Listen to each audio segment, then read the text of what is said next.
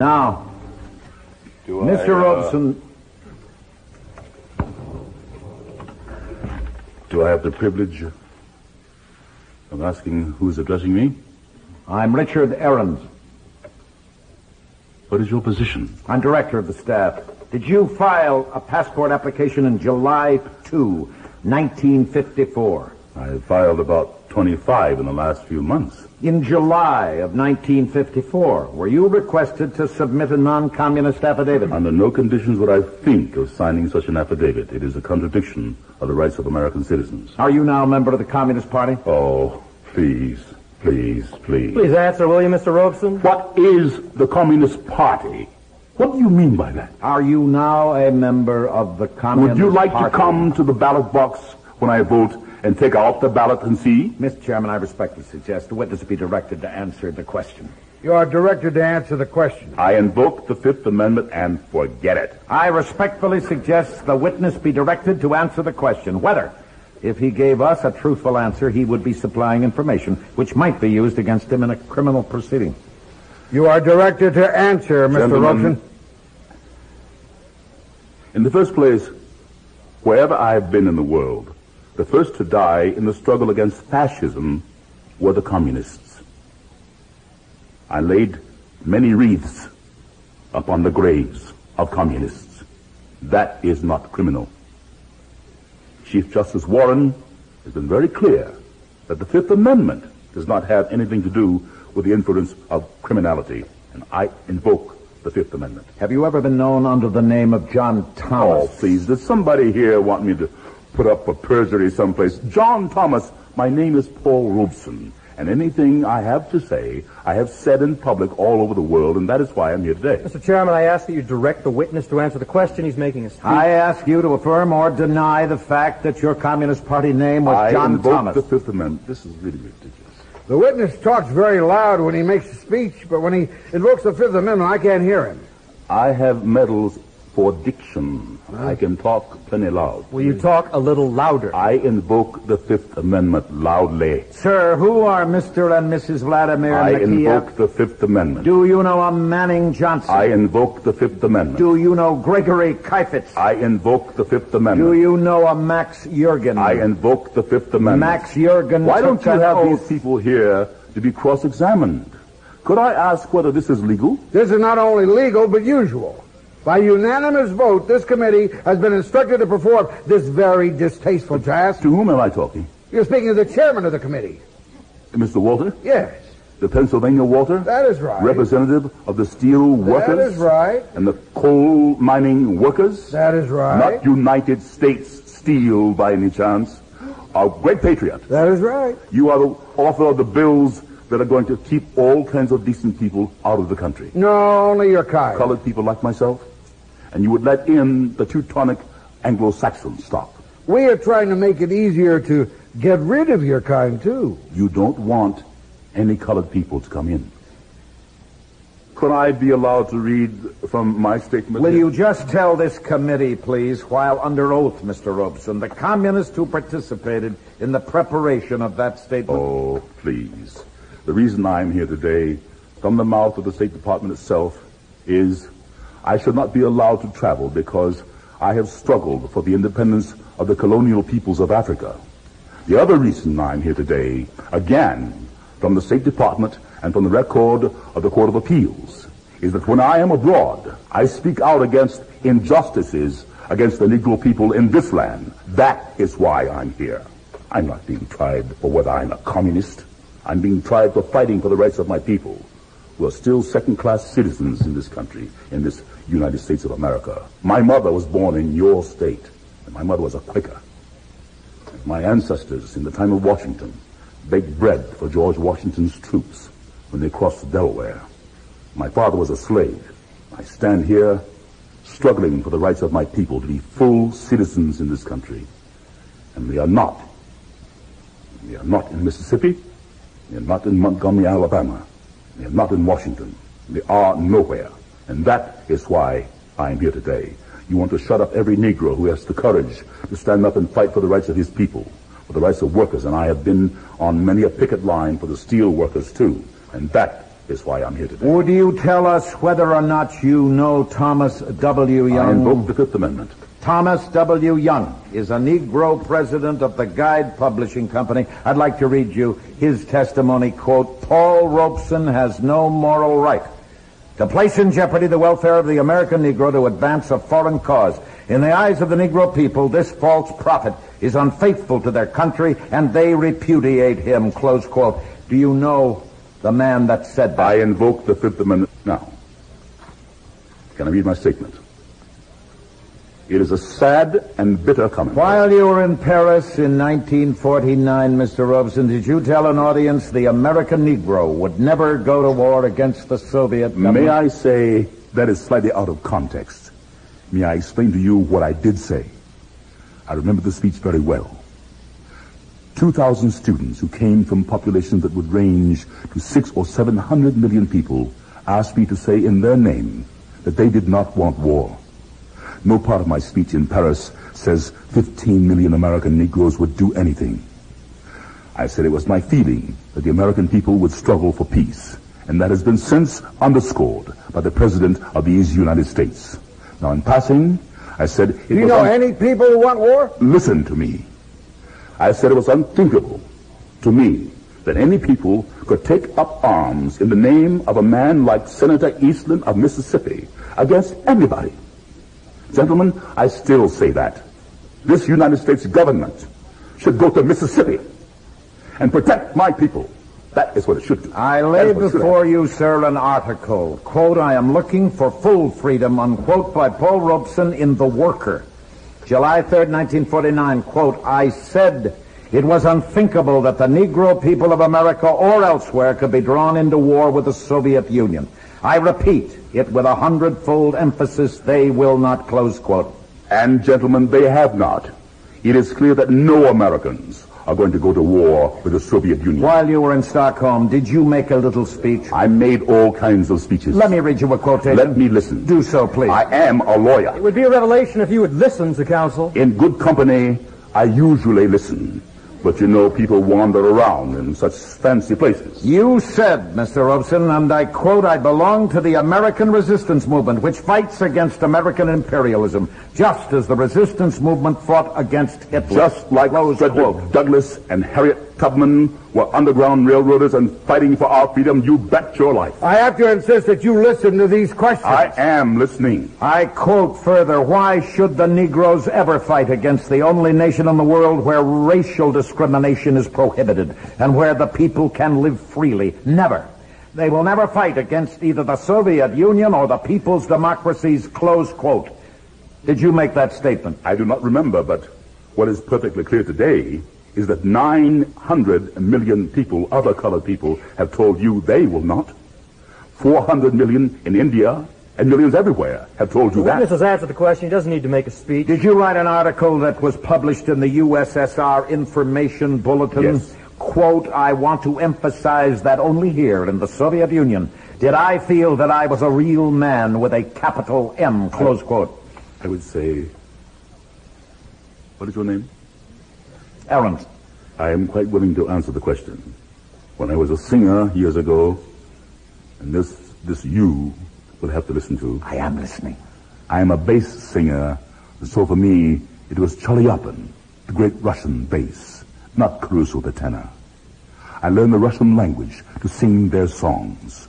I wish you would listen now. Mr. Chairman, I ask you to direct the witness to answer the question. Just be fair with me. I ask for order. The great poet of Russia is of African blood. Let us not go so It is far important to afield. explain this.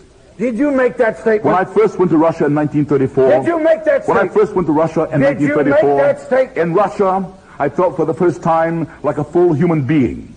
No color prejudice like in Mississippi. No color prejudice like in Washington.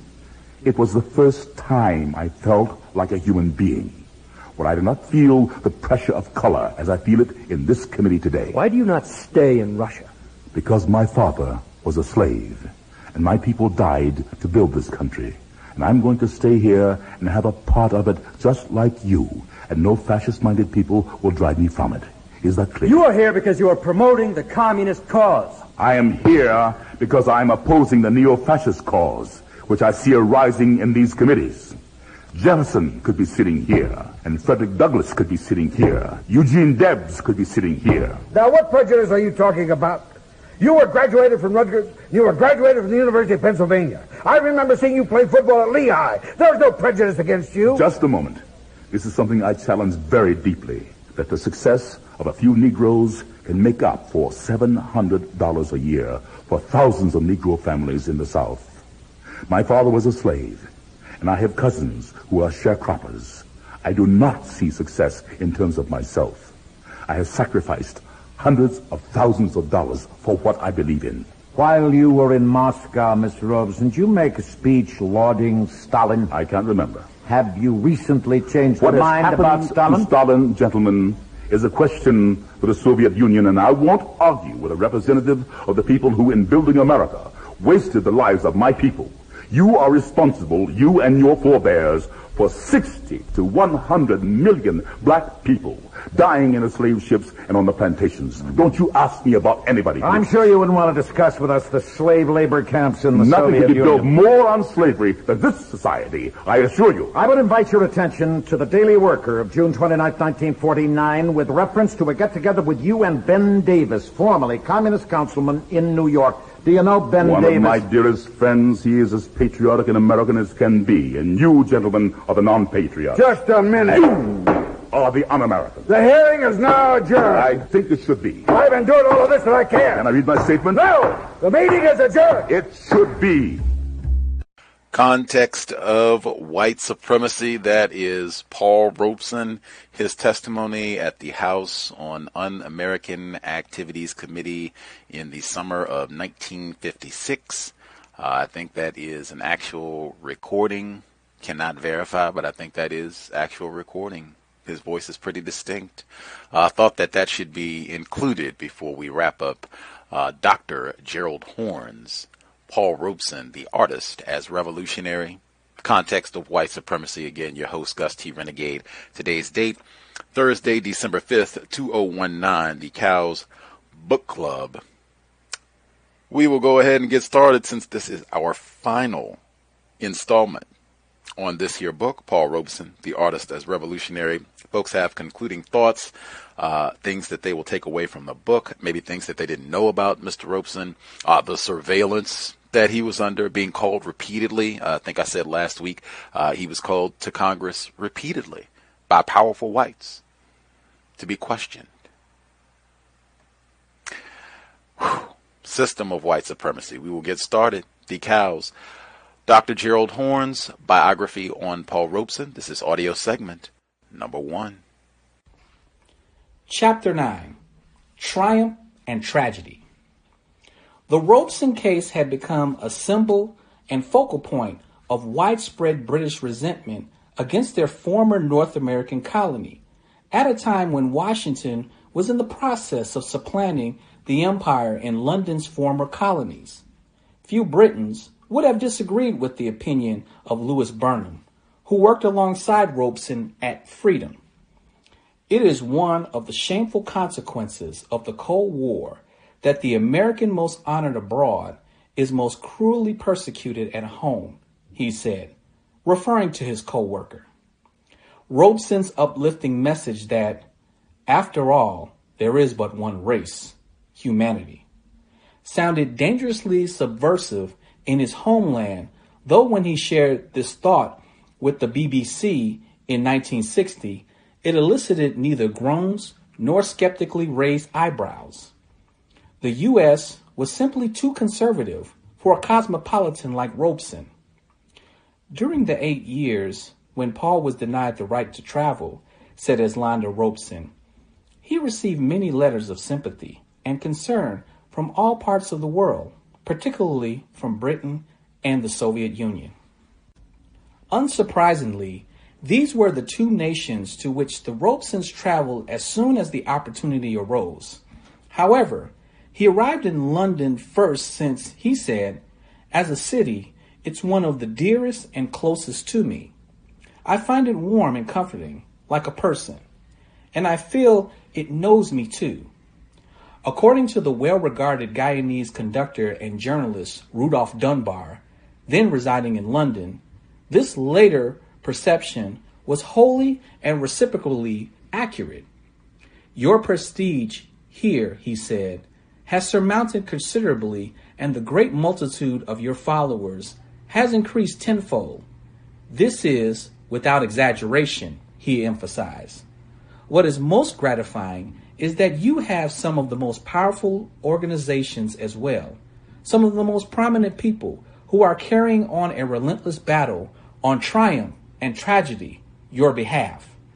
The reception that awaits you in the United Kingdom is something that will be etched on the memory forever. Thus, it was on 11 July 1958 that a crowd of British and African friends, including numerous dignitaries and celebrities, welcomed the Robesons as they stepped off a plane in London. Their intent was to make their base there, unwilling to get trapped in the U.S. again with all the unfavorable consequences. The next day, he was mobbed by crowds who spotted him in Trafalgar Square and on the Thames embankment. 2 days later, some of these dignitaries and celebrities, including Claire Bloom, Simon Signoret, Lady Bliss, Kenneth Tynan, and Chetty Jagan, held a formal reception welcoming him.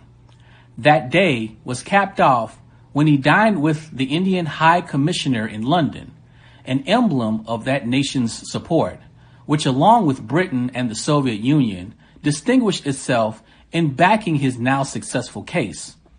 2 days after that, he was a guest of Viscount Stansgate at the House of Lords. Then he began rehearsing for the first of 3 half-hour television concerts for which he was being paid a record fee. Tony Benn of the Labour left was one of Robeson's most enthusiastic greeters.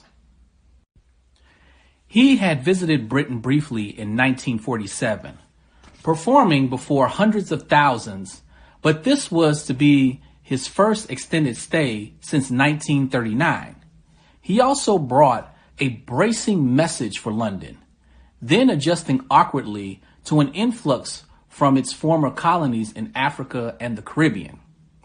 Whoever treats my people as equal to all other peoples is my comrade, he maintained, and who does not is my enemy. Weeks later, he was in Wales, where he was the official guest of honor for their most beloved event, the Eisteddfod of the Festival of Song, where he received a terrific welcome. The audience, 9,000 strong, joined him in singing the chorus of John Brown's Body. The miners there were the moving force in the boisterous welcome of those who had yet to forget Proud Valley. These miners had sponsored the first transatlantic concert by telephone sung by Robeson from a New York studio to St. Pancras Town Hall in London. How they welcomed me into their homes, enthused Robeson about the Welsh. It was a sight to see. Back in the 20s, Robeson recalled, I was building a career, and I went to South Wales to sing, and the Welsh miners took me, Paul Robeson, to their hearts. I went again, and once I carried a banner in their unemployed march. That was the turning point in my life around 1930. For the first time, I had white people who made me a true friend. Robeson's attraction to Wales was not new. The Welshman, R.R. Roberts, was on the ship to Britain that also had Robeson as a passenger. It was on July 1922, and Roberts was en route to Wales, along with about 24 of his compatriots, all with a fondness for song. They sang for an hour or more, which drew a sizable crowd, and the following morning he encountered Robeson and asked him to join that evening. You came with a roll of music in your arms, he said of Robeson years later. The crowd was larger than night. The emotion was high, and it must have influenced you as you were in great form, and you entertained us for an hour. The next night you came again, and performed again, earning Robeson his first among many Welsh fans.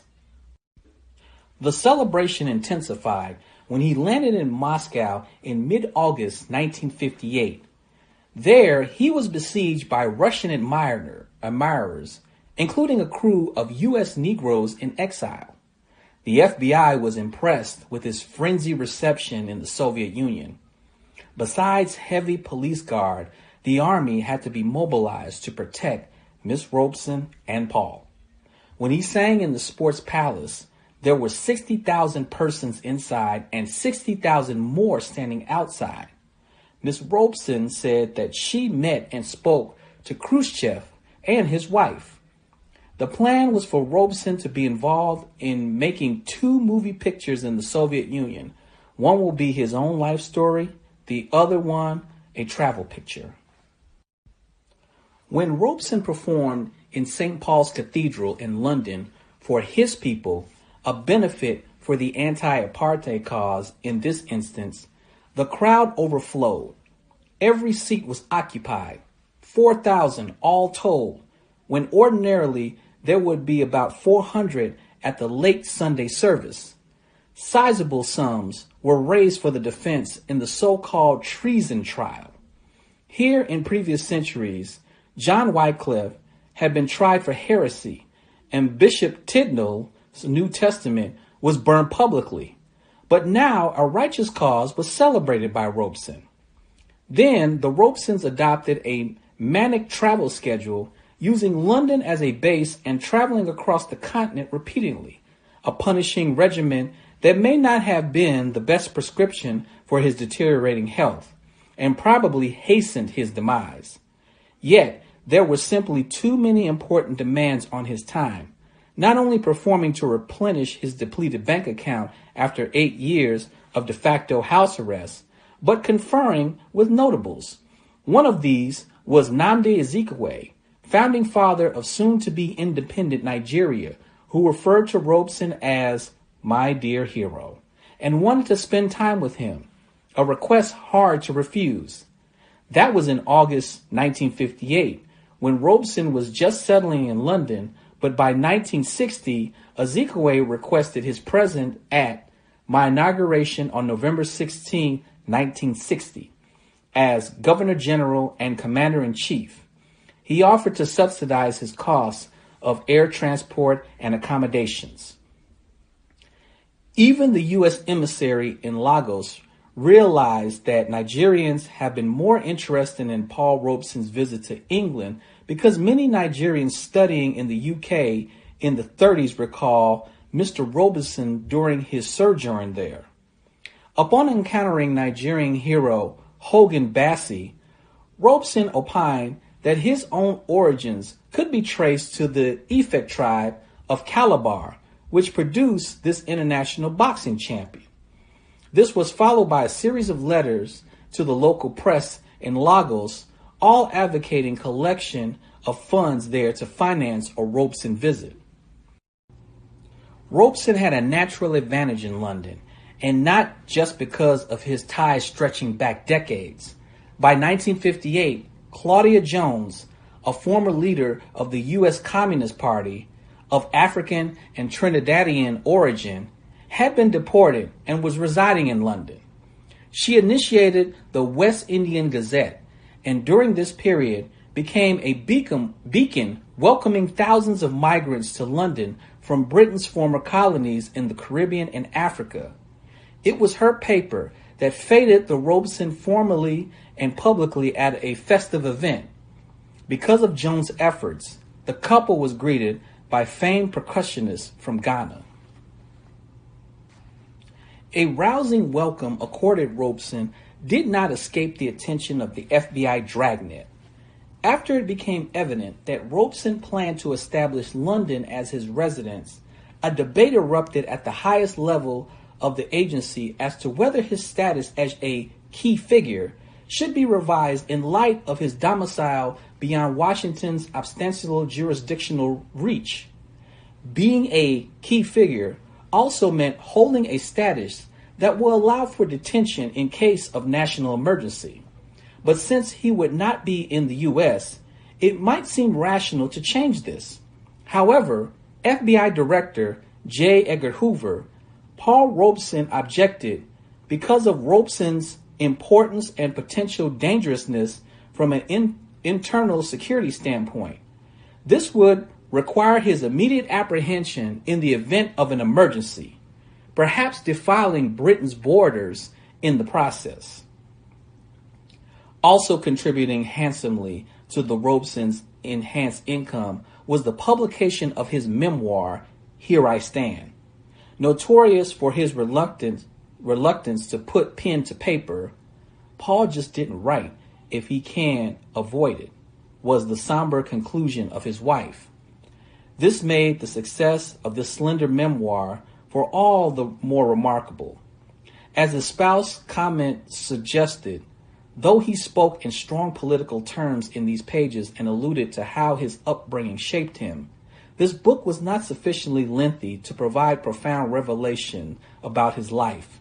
Still, quite typically, it embraced heartily by African Americans and overseas audience.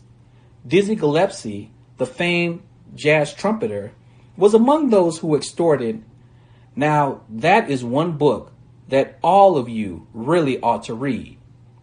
The U.S. Negro press was rhapsodic, notably the Baltimore African American, which sterilized it, following closely by the Pittsburgh Courier. The only discouraging word from the Negro press came from the organ of the NAACP. Intriguingly, it was in 1958 that the FBI was determining if Robeson had enough political following to attempt to take over the NAACP on a national scale.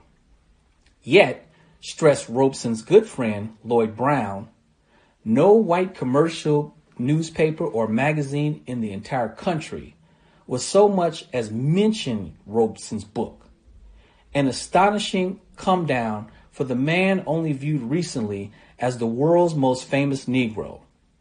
Yet, the London Times proclaimed that the book commands attention because he is a great artist. And the Japanese edition received widespread attention, ditto in India. The reception in Japan was so overwhelming that, like Nigerians, this island state too demanded a Robeson visit. The first printing of this book, which is still in print in subsequent editions, was a healthy 8,000 in paperback and 2,000 in cloth, with the second printing raised to 9,500 and 500. As of 31 May 1958, a respectable $6,071.08 in cash on hand was available as a result of this book's publication. After being barred from the stage for 8 years, there was concern among some of his most avid supporters that his skill in this arena had deteriorated too. He wondered if he had the experience, style, triumph, and tragedy and accent to play Gower in Pericles adequately on stage, surrounded by actors better steeped in Shakespeare. Even his signature role as Othello gave him pause, according to his wife. It was only after great soul searching that he returned to this role, since the character was a foreigner, dark, different from the rest of the cast, and was a foreignness which he thoroughly understood and actually was. Nevertheless, Robeson, now a graybeard, had to dye his chin whiskers in order to accommodate this role, which did little to stem an avalanche of positive reviews. Then there were the roadblocks to his successful return to the stage that eluded his attention. Laurence Olivier, considered as Britain's finest actor, told a Robeson confidant, "It is possible that I might wish to play Othello myself within the next 2 or 3 years, and so I cannot be entirely unprejudiced in the matter, or say with exactitude whether it was this that makes the idea of inviting Mr. Robeson to do the same not very attractive to me." With haughtiness unbound, he concluded, "Mr. Robeson has played the part in London, and he has also played the part in New York. In neither event, I believe, he was thought to be supremely successful. This pinched view hardly represented the British consensus. July 1959 provided a typical cross-section of Robeson's schedule, which proved to be too busy for his own good. After performing in Othello, it was off to the BBC for a series of interviews, then travel to Paris, then back to the BBC, then back to Othello. The predictable occurred. Miss Robeson informed George Bernard Shaw of bad news. The doctors are still tracing Paul's dizziness and so far are not at all satisfied with his heart condition. The prescription was for Robeson to avoid all sudden movements, not ideal advice for a stage actor, and he must avoid all strain of any kind. Robeson conceded that if he made a sudden turn on the stage, he might fall down. As if this were not bad enough, cancer has been found in Miss Robeson's increasingly frail body. This was a time for more sober reflection on Robeson's part, which was suggested when he told a reporter that when he quit the concert stage because of politics, a reaction to the persistent precedence of Jim Crow seating that had to be navigated, this may have been unwise in that it possibly hampered his mass appeal. This was an understandable reaction on his part, but also served to illustrate the fiendishly difficult dilemmas he faced. Seemingly with intentionality, Robeson embarked upon a series of interviews with the British press, providing something of a swan song as he sensed the end was near. The U.S. Consul General in Edinburgh took note of the lengthy interview he provided to the Sunday Post.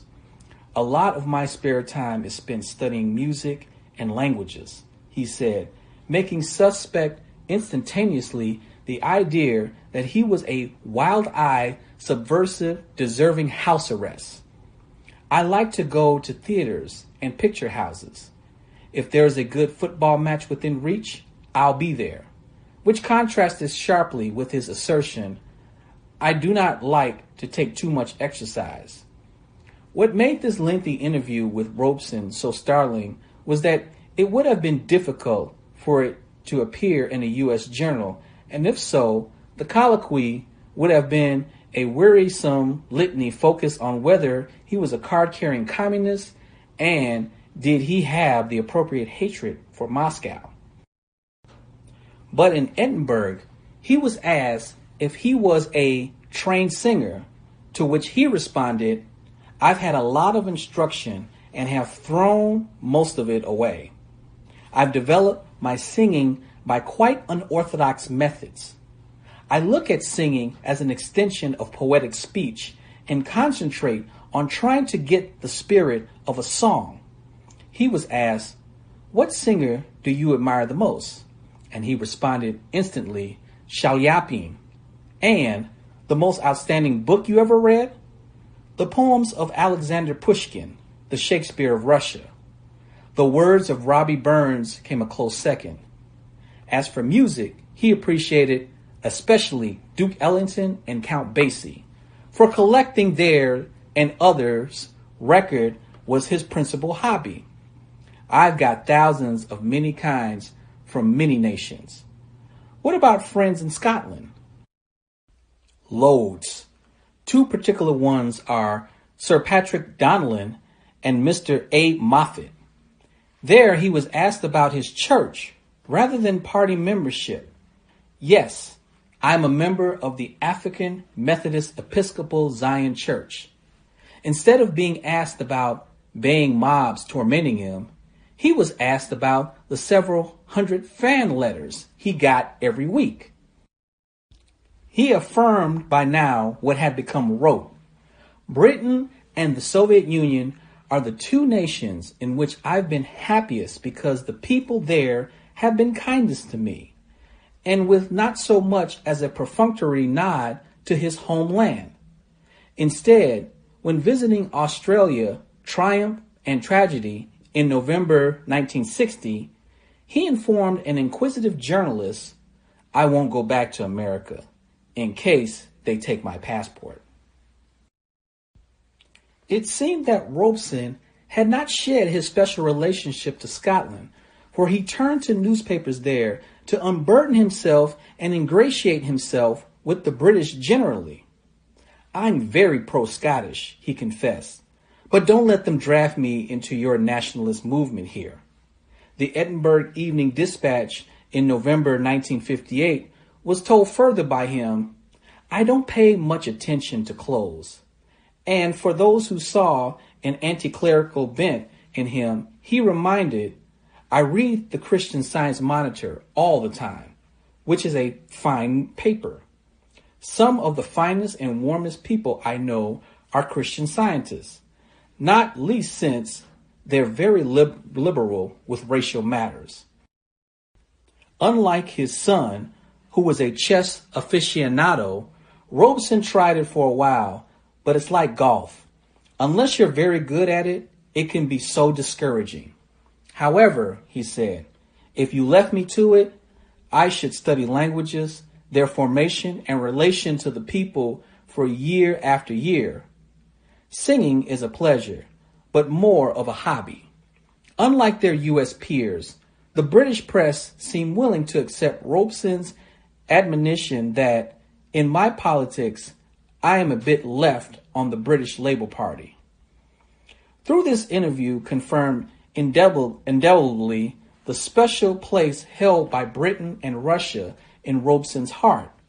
The State Department seemed to think that it was independent India that merited most of their worry, perhaps because of the artist's close ties to the Prime Minister, which stretched back decades. By December 1958, the U.S. authorities had heard that he was planning a trip there. "This matter is important," it was proclaimed. "Serious consideration should be given to counteracting this."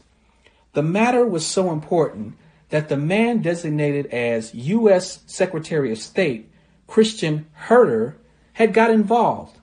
Val Washington, who is himself a Negro, the State Department was told, had a long talk with Mr. P. Clark Ravati, who is a UN delegate from India and also permanent secretary of the Congress Party, and was reported to be very disturbed because Robeson is going to India in January or February, and there is great stress being laid by the communists to acclaim him as the greatest and most important Negro leader in the United States.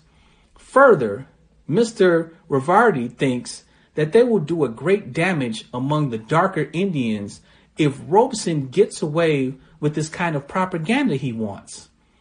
This Paul Robeson was all part of a communist plot to attract the darker races of the world. There was a reason to fret, since the celebrations marking his 60th birthday in India received considerable favorable publicity, a process aided immeasurably by the blessing of Prime Minister Nehru and the high-level role played by other prominent figures. Anticipating a trip that did not occur, the U.S. authorities mobilized to vaccinate India by constructing a wholesome picture of the desperate plight of the U.S. Negro. Therein, one espies how revolutionaries like Robeson were influential even at a time when it was thought that their direct impact was negligible. For the U.S. felt compelled to paint a positive portrait, then moved to reduce the gap between image and reality. Our efforts to counteract the visit must be handled very discreetly and carefully, since public knowledge in India of attempts by the United States government to discredit Robeson, their riveting goal, would merely give added publicity to the visit, would not be very well received by the Indian public, and might embarrass the government of India. Such was the conclusion of U.S. officialdom. But they did not stop there.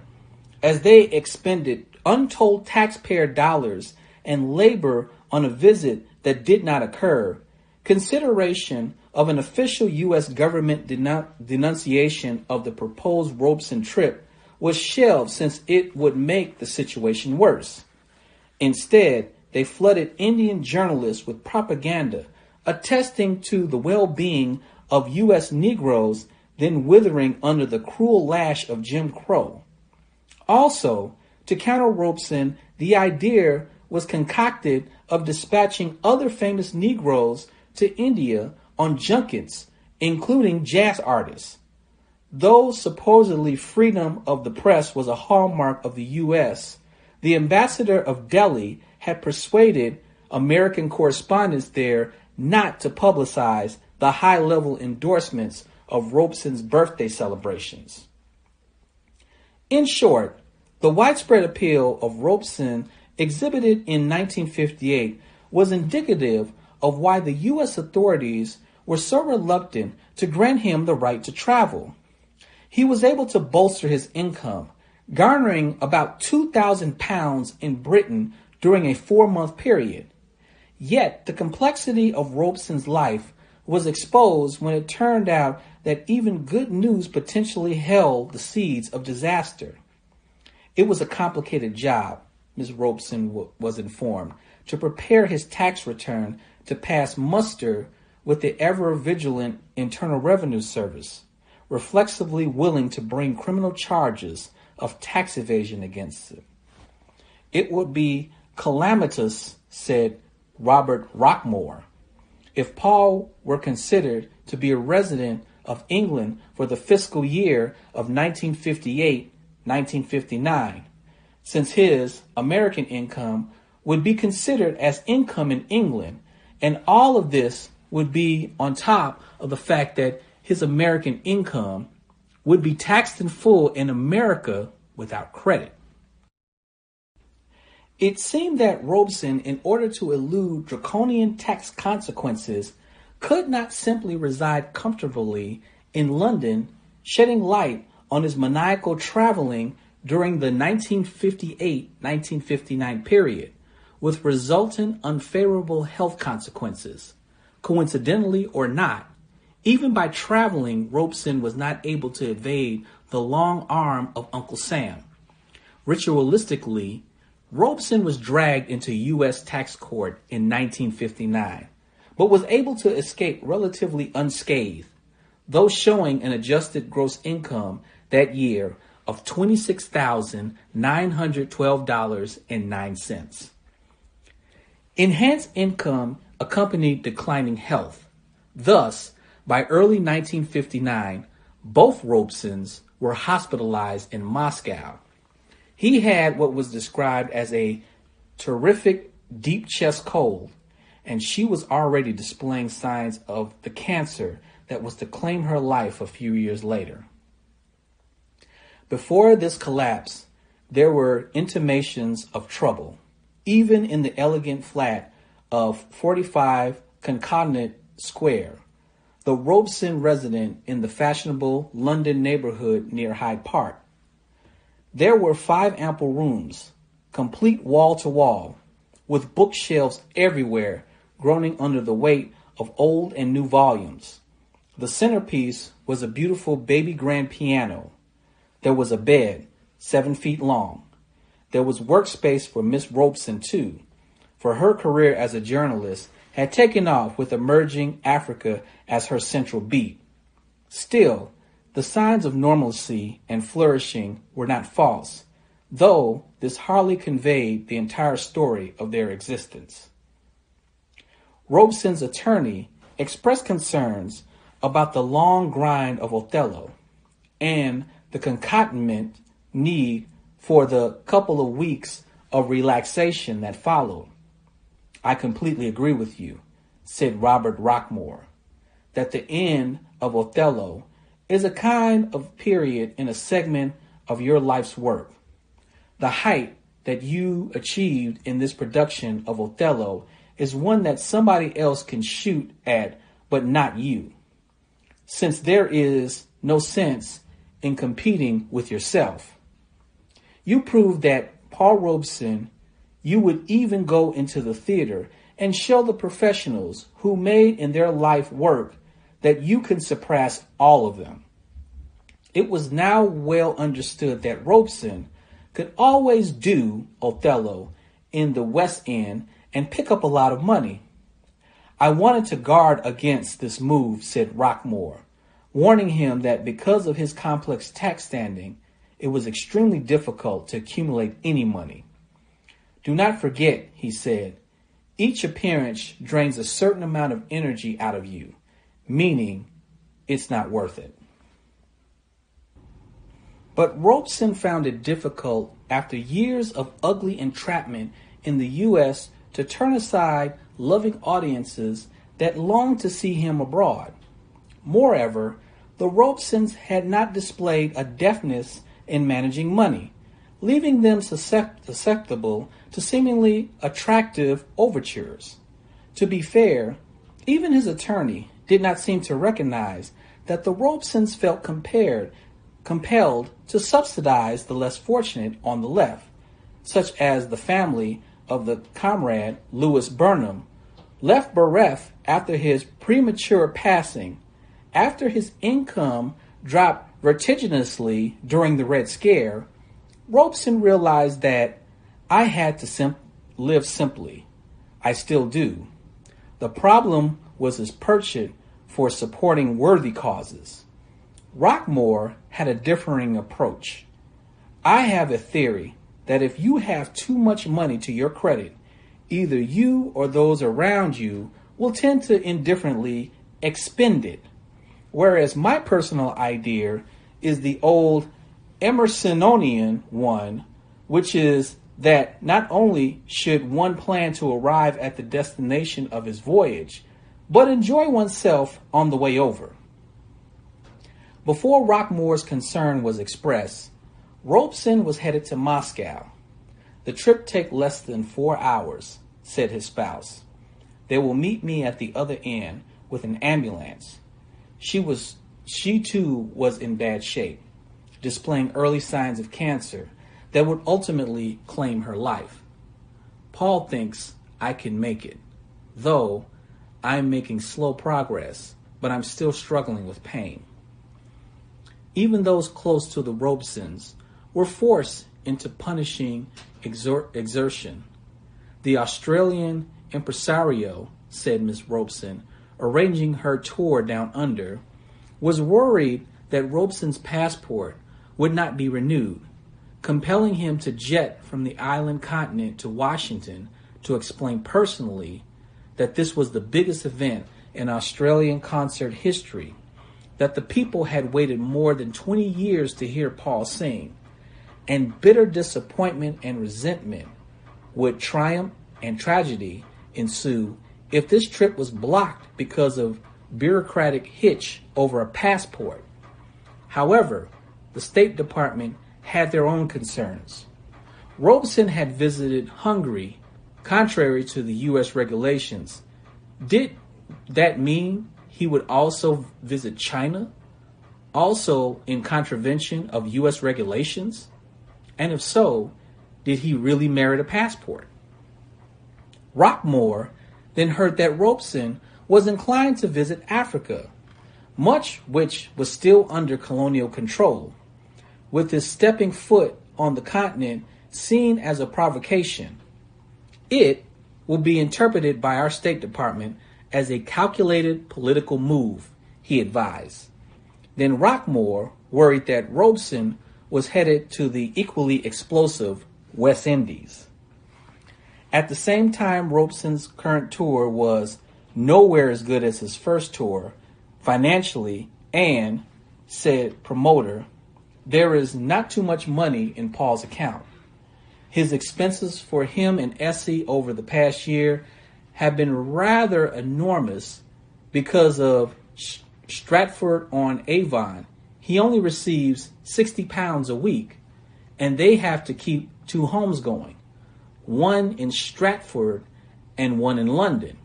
As such, there was only roughly about 1,500 pounds in the account. By the spring of 1960, despite his peripatetic travel in Europe, Robeson was not only battling a persistent cold, but Rockmore had to lend Paul's account a considerable amount for tax payments. Then, in true Robesonian style, he added churlishly the promoter, Harold Davison, had been without funds for the moment, hampering the artist's ability to make up the shortfall. Rockmore continued to carp about the indifferent spending by both Essie and Paul without regard to the consequences, leading to the old pattern moving to reassert itself, meaning his earnings will be frittered away in all kinds of directions, including social and perhaps political trips. By May 1960, Rockmore was sounding a raucous alarm. We are in a lot of trouble at the moment. The UK Home Office won't extend his work permit until his passport is renewed, which was now in doubt. Attached were a list of expenses, including valet and hearing aid for Robeson, but he could have added the fine suits he felt compelled to wear during concerts. The promoter, Davison, also found the Robesons to be in a very difficult position, which would be compounded soon since both he and Essie will probably be going to Ghana shortly, which means he will obviously need more money. The Robeson passport roll was beginning an irritant in bilateral Washington-Moscow relations. It was in late 1959 that Soviet leader Nikita Khrushchev told U.S. journalists that our people and a great many other people in the world would like the great singer Paul Robeson. Yet, for 5 or 7 years, I believe the American government would not permit him to tour any other country to sing there, which meant his voice was jammed, a world-famous voice at that. Well, he concluded triumphantly, we jammed the voice which some of you want to speak to our people, referring to Moscow's derailing of U.S. propaganda broadcasts to the Soviet Union. By the summer of 1960, Rockmore was becoming almost hysterical, claiming that the net result of the Robesons moving to Europe was that they were earning tremendous sums of money while working extremely hard, yet with no money saved. Again, he warned the couple to have some awareness of the consequences of free and extravagant spending of money. Why, for example, did they continue to maintain a residence in Harlem, which they now hardly visited, and was mostly used by the impecunious communist Ben Davis as a part-time residence?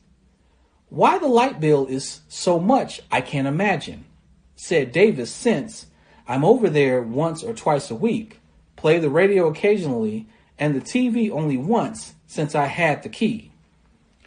A few months later, Robeson's daughter-in-law, Marilyn Robeson, was sorting through mail at the Harlem residence and found checks yet to be cashed that had been gathering dust. Foreign licenses were in the process of releasing Robeson's recordings in Brazil, Colombia, Argentina, Japan, Israel, and throughout Europe, which helped to explain the difficulty of keeping up with the inflow of checks. The prospects for stanching this flow were not good, since Israel was clamoring for a Robeson visit. A rapidly radicalizing Cuba was doing the same. While word was that Robeson was making plans for an extended tour to Africa, which even by December 1960 would not be welcomed by Washington's European allies, the FBI was informed that it would be like a national holiday when Robeson appears in Cuba. Ben Davis was cited for the proposition that Robeson would be the personal guest of Fidel Castro in Cuba.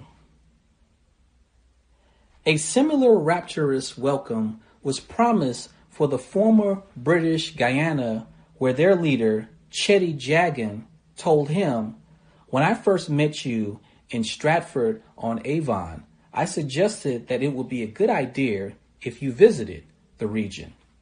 Further south in Brazil, the FBI found that plans for a Robeson visit were accelerating. Not waiting for a visit, hundreds gathered in Port-au-Prince, Haiti, to salute Robeson. A U.S. agent present noted that the audience was equally divided between Negroes and mulattoes, all listening to playing of recorded songs by Robeson. There was circulation of a petition backing him as speakers attempted to outdo one another in attacks on the United States. In Mexico, the exiled African-American sculptress Elizabeth Catlett reported that Robeson's popularity continued unabated. "When we celebrated your 60th birthday here, the National University of Mexico taped all of your recorded songs we could collect." Gavin Greenlee, an Australian journalist toiling in China from 1959 to 61, told Robeson that the people of China are always looking forward to the day when you will be able to visit them. Your records always sell out in the Chinese music store as soon as they arrive. I have seen groups of boys and girls settling in the Weiwan Shuden music store in Wanfuqing, Peking, mostly students and lovers of Western music, of whom there are many in Chinese People's Republic today, enraptured as they listen to your recorded voice. Naturally, Robeson's rendition of the Chinese classic, The March of the Volunteers, the national anthem of the post-1949 regime, which he sang in Chinese, was a favorite of this audience. Yet India continued to be a locus of pro-Robeson sentiment, as evidenced by the continuing warm greetings he continued to receive from Nehru in Delhi. The FBI took note of an editorial from the New York Mirror that asserted that Nehru was whooping it up for American singer Robeson's birthday. "The people of India are eagerly awaiting his arrival," said KPS Minion on the Indian embassy in Moscow, speaking of Robeson. E. Tomlin Bailey, director of the State Department's Office of Security, observed sourly that in India, Robeson was looked upon as the symbol of human aspiration and of the dignity of man. It was conceded, however, that the original Paul Robeson inspiration for global celebrations of his birthday came from Britain, where there are numerous Paul Robeson committees. Though Robeson had stood with Moscow in its late 1940s dispute with Yugoslavia, by 1958, all had been forgotten as Belgrade, it was said with emphasis, definitely wants a tape suitable to use on their radio. Prying Robeson out of London would not be easy, as he was becoming a fixture with left-wing circles. Colin Sweet of the British Peace Committee recalled fondly how Robeson had sung at a massive Trafalgar Square March for Life in July 1959, and again in 1960, and again in 1961 at the St. Pancras Town Hall, all the while bolstering what was to become of one of the primary expressions of radical and anti-imperialist sentiment in London. While his attorney and promoter fretted endlessly about the Robeson spending, Miss Robeson expended a similar amount of anxiety in concern about her spouse's health and her own. She was expecting massive transfusions of whole blood, and that will clean up my anemia, some of this weakness and dizziness. Her pain had now reached a new level, in other words, lower. His overweight is a serious problem, she said, meaning I kept nothing whatever fattening in the house. By the summer of 1960, he was receiving gonadotropin injections every morning. This on a 500 calorie a day diet. The idea was to release the abnormally stored fat and bypass the essential subcutaneous fat. Hence, he does not look gaunt, but really looks wonderful. His skin has cleared up from all the splotches. His eyes are clear. The bags under them are gone. And his voice is better. The tires around the middle and lumps of fat around the shoulders are gone. And he likes the way he looks now. He also doesn't waddle when he walks. The goal was to lose 40 pounds in 40 days, and he has already lost 34. Also newsworthy was his passport renewal, which occurred after much prodding from the Home Office here in London, which in turn was prodded by the Australian concert people. With his health apparently in order, Robeson found time to travel to Paris, where he spent time with his brother, Ben, who happened to be visiting then. He also found time to sing for the Nigerian independence celebration over the BBC. His success in dieting triumph and tragedy meant obtaining new suits, delivering mixed feelings to Miss Robeson. Tall, dark, and handsome, and slim too. As a fan said the other day, of course, it was a woman. Robeson was much more convivial, conversational, and gregarious in dealing with the British press in a manner that he found hard to duplicate in his homeland, where reporters were fixated and obsessed on the singular issue of whether he was a member of the U.S. Communist Party, which dictated an approach to him that Robeson found odious. The more relaxed attitude towards Robeson was also characteristic of the BBC, which made the artist a fixture on their airwaves, leading to a series of revelatory interviews, allowing British audiences to see a side of him generally obscured in the U.S. He even appeared on BBC Radio's Desert Island Disc in December 1958, selecting 8 castaway discs and his chosen luxury, a carved Benin head. In mid-1960, in a wide-ranging conversation, Robeson revealed that the only love songs I sing about he and she are usually French or Elizabethan. My tenderness in song is in a lullaby for a child. His performance of Sometimes I Feel Like a Motherless Child was popular in all parts of the world, but to the people of Poland, it seemed to have a special meaning. Maybe it suggests Chopin to them, he mused. And whether I've sung it over there, I've had to repeat it not just once or twice, but 3 or 4 times. One of the things I do in London, he remarked, usually very early in the morning before people start work, I like to walk through the city. It has the intimacy of a person more than any other city in the world. And the center of it all is St. Paul's.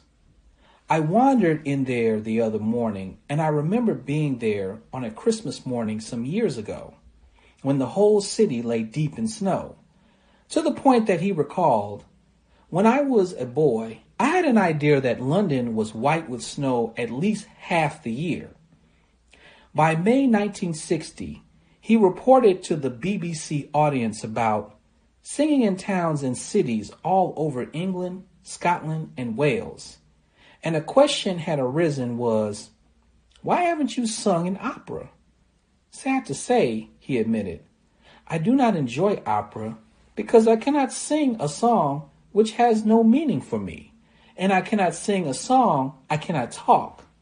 To me, song is speech, a trend he then illustrated by singing from Handel. Context of White Supremacy. End of the first audio segment. We have one more segment to go and we will be all done. We are still in chapter 9. Anywho, we'll pick up, I think on my book, it's 184. That's what we'll pick up, top of 184. But anywho, we will share a few thoughts, ask a question or three maybe about what we heard in the first section. I feel like I heard FBI about every other paragraph. Number to dial is 605-313-5164. The code 564-943 pound. Press star 61 if you would like to participate. Number again, 605-313-5164. The code 564-943 pound. Press star 61 if you would like to participate. 2 days in a row, John Brown, singing hymns to John Brown all over the world. And Harriet Tubman mentioned 2 days in a row. Again, this is our last section. We'll have a new book next week. We will chat about that later. So if you are chomping at the bit to dial in about another potential book, save that for later. We are focused on Paul Robeson, The Artist is Revolutionary, for today. Questions, thoughts, concluding thoughts, things that have stood out in the text. Feel free to share all of that. First few folks who dialed in with a hand up. Oh, and or if you have any thoughts on the audio segment that played at the beginning. Again, I cannot. What an illustration of black self-respect. Hearing Mr. Paul Robeson sharing his thoughts or exchanging views with the whites in Congress, asking a question or two. Demonstration of black self-respect. Extraordinary illustration of black self-respect, Mr. Robeson. Anywho. Star 61, first few folks who dialed in. If you have a thought, comment, question, feel free. Let's see.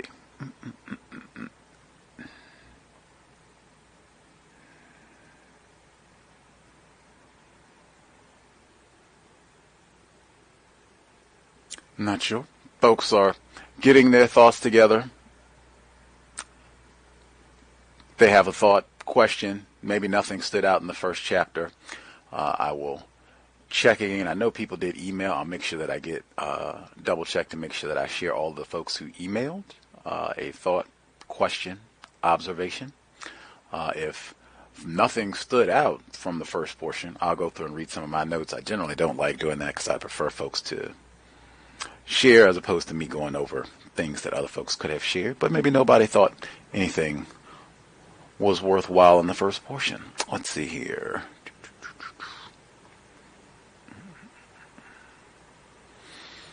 Go down to where I began at for today. Okay. John Brown was the first highlight that I took for today. We just talked about him yesterday. I can only emphasize the portion where he's talking about, this looks like it's in the late 1940s, or excuse me, 1950s. That's where most of what we talked about today was like 1950s, later 1950s, where he says, in Wales, the audience of 9,000 strong joined him in singing the chorus of John Brown's Body Lies a Molding in the Grave. Remember Dick Gregory? I just mentioned that yesterday. That's sort of Jesus Lord. Dick Gregory got upset. The late Dick Gregory, bless the dead. The late Dick Gregory fussed at me. Second time he was a guest on the program back in 2011. But before he fussed at me, he sang John Brown's Body Lies a Molding in the Grave. If anything, That is the global power of whites to propagandize a so-called good white person and have thousands, 9,000 people. This is 100 years after John Brown's been dead, over 100 years, singing homage to this dead white man. I think you'd have a hard time getting 9,000 people to sing a song about anybody today, much less a white man that's been dead for 100 years. That is the power of racism, white supremacy. Right, few pages down from there. Celebration intensified. He was besieged by Russian admirers, including a crew of U.S. Negroes in exile. Got to read the footnote on that one. The FBI was impressed with his frenzied reception in the Soviet Union. Besides heavy police guard, the army had to be mobilized to protect Miss Robeson and Paul when he sang at the Sports Palace. There were 60,000 persons inside and 60,000 more standing outside. Miss Robeson said that she had met and spoke with Khrushchev and his wife. The plan was for Robeson to be involved in making 2 movie pictures in the Soviet Union, and one will be his own life story, the other one a travel picture. For this time period, oh yeah, I can totally, nothing that we've heard, the report that we started with from John Potage saying that Paul Robeson Jr. and others asserted that Paul Robeson had been drugged, that they put LSD or some other concoction in his food, drink, something, that he was drugged. It was mentioned in this book that he was subjected to electroshock therapy. God knows what else. You've got this guy is going out and meeting with presidents, powerful, influential individuals all over the world, traveling to all these places, can speak all of these languages, and has the audacity to have a little bit of black self-respect as he's doing this. Definitely, I understand why the FBI would be watching him, and they would be mentioned every other paragraph. Get in one more, and then I'll double check back. Let's see.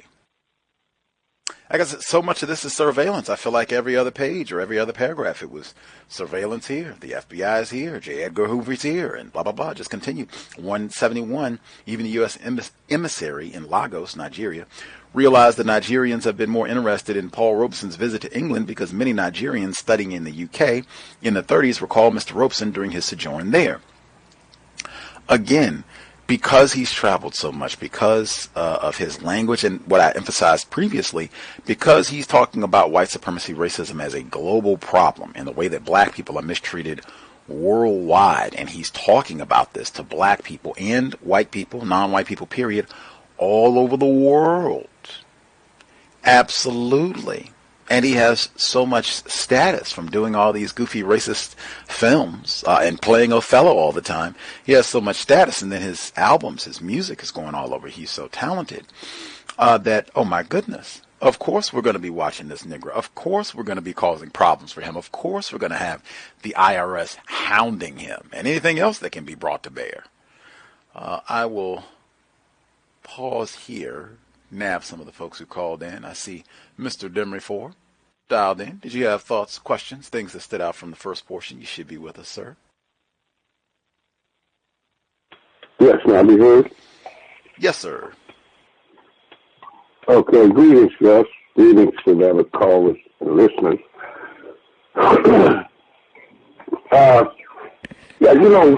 Before we started, I was just looking up World War II was between, I guess, 1939, 1940. That would be the same time that Mr. Robeson, 1945, the Robesons was living in England at that time, I think. And, it was surprising that 1941, I think, again in 42, 43, it was a march. There were marches on Washington, 8th of Randolph. There were black people that were actively, fighting against the system because of that, the horrific lynching that was taking place, and some just had me to cross-reference that, plus the times when he made those movies, that was degrading, that won Sanders by the River or whatever, and, but you can't blame him. He was a larger-than-life figure, and then he was being used to spread this propaganda. So then, like you say, when it dawns on you or someone tells you about, you finally realize, how you're being used, that just goes to the fact that we are, as victims, more ignorant about racism than white. But the things that stood out to me in this reading was also, you mentioned the audience of 9,000, and they sing in the chorus of John Brown's Body. But the fact that Mr. Robeson didn't like writing, he read all this, he could learn different languages, he could sing. It just seems like writing would be a part of, what he would do. But then I guess he could write very well, but he just didn't like it. And he wrote this book, I guess it was his memoir, and his spouse was commenting on it. But I thought it was amazing that the Negro so-called Negro press wouldn't, I guess, advertise it, or they wouldn't say a word about it, because the FBI and the whole part of the system had instilled so much fear in these leading black newspaper editors that they wouldn't even write about the book. That's kind of what power looks like. And we also know that they were using the black press as a means to spread propaganda. I think I read that in Dr. Riley's book on how the highest office in the land at that time during the 50s and 60s was trying to manipulate the black press to control the minds of black people. We can see that in the book also. And I guess his health is failing him, and he still cares a lot about the European countries, and he sees a difference in being there.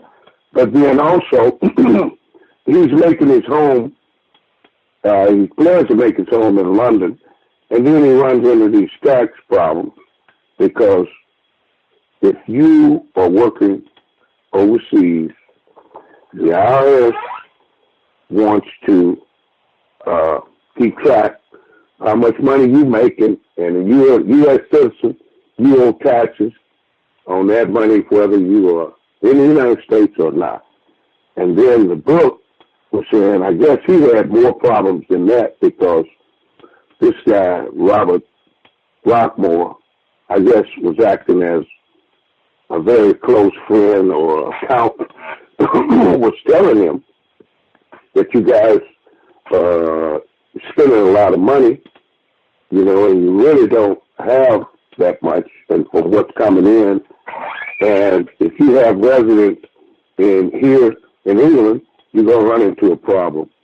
And so I guess he did. He was dragged into U.S. tax court in 59, where they almost got him, but I guess he got away by adjusting his income. But they was relentless on hounding Mr. Robeson, and at sometimes living on 60 pounds a week, trying to keep two homes together. And this guy, Mr. Rockmore, was even loaning them money to help, on some of his accounts. But then the UK Home Office wouldn't extend his work permit, his passport couldn't be renewed until he got his work permit extended. And they were getting tardy about that. And I guess if you take all this in consideration, you realize just how much under the foot of this system that we have to live in and navigate around. And on top of that, all of his traveling, his wife's health and his own health is starting to suffer. And I don't know when the time, I guess you could clear it up, but when they slipped the Mickey on him, but he's starting to go down. Now they worrying about his health, and I guess he's overweight, and his wife has cancer. So I'll leave my line on that, Gus. Thanks for taking the call. Much obliged, Mr. Demery, for kind of sad as we're going down the end here in the deterioration in health, although I do think that is, extraordinarily important. All of this has a toll. System of racism, white supremacy. If anything, all of that nonsense when they talk about, racism has made black people strong, and we are the strongest people on. I've heard racists say that. I've heard victims say that. This would be another illustration of why that is nonsense. Years of racism and being hounded, Mr. Demery just pointed out, being hounded by enforcement officials all over the world in more ways than we're probably even aware of. That does not make you stronger. That did not make his wife, Eslanda, didn't make her stronger, didn't make him stronger, didn't make his son stronger. That's total nonsense. Other folks, if you have concluding thoughts, questions, we are all done with this book today. Last one more audio segment, and then we will be moving on. Hopefully folks are not spectating if they have been following along as we are reading. Let's see, looking at some of my other notes. We are still in chapter 9, so all of my notes on the first section are from chapter 9. Page 171. Let's see. Robeson did not escape the attention of the FBI dragnet, and it became evident that Robeson planned to establish London as his residence. A debate erupted at the highest level of the agency as to whether his status as a key figure should be revised in light of his domicile beyond Washington's ostensible jurisdictional reach. I'm going to pause right there. Paul Robeson does not have nuclear weapons. They just dropped a bomb, 2 of them actually, unless I'm misinformed, on Japan. This is just a short time after World War II. They got the Korea conflict going, conflict with Russia. Vietnam hasn't even started in full swing, although they're kind of aiding France at this point. It's lots of things happening in the world. Supreme Court decision, Brown versus Board of Education, Arkansas school crisis. Lots of things are happening in the world. One black fella who's kind of older and in bad health, I'm sure they know that too, is a key figure in the late 1950s, and he doesn't even live here. That's what I mean in thinking, going back to Dr. Kenneth O'Reilly's book, we talked about Paul Robeson too. I should have got a quote from there too, where he said, you're already a suspect. That was the language you used. Your loyalties are already suspect because we know we don't treat black people well. We know we terrorize you all. So any of you all seems like you might be trying to want to do something about this, talk about this. Oh man, you are under super suspicion. Key figure, Paul Robeson. Imagine that. You got people with all of the important things happening in the world. They are arguing. That's what they said. Major debate. J. Edgar Hoover, all these powerful white people sitting around. What are we going to do about this nigga? I think we should put him on the key figure list. No, I think we should just keep drugging him. No, I think he's more important. You downplay this nigga is important. We got to get him. Imagine that, like you got powerful whites sitting around just talking about you. And what are we going to do to neutralize you?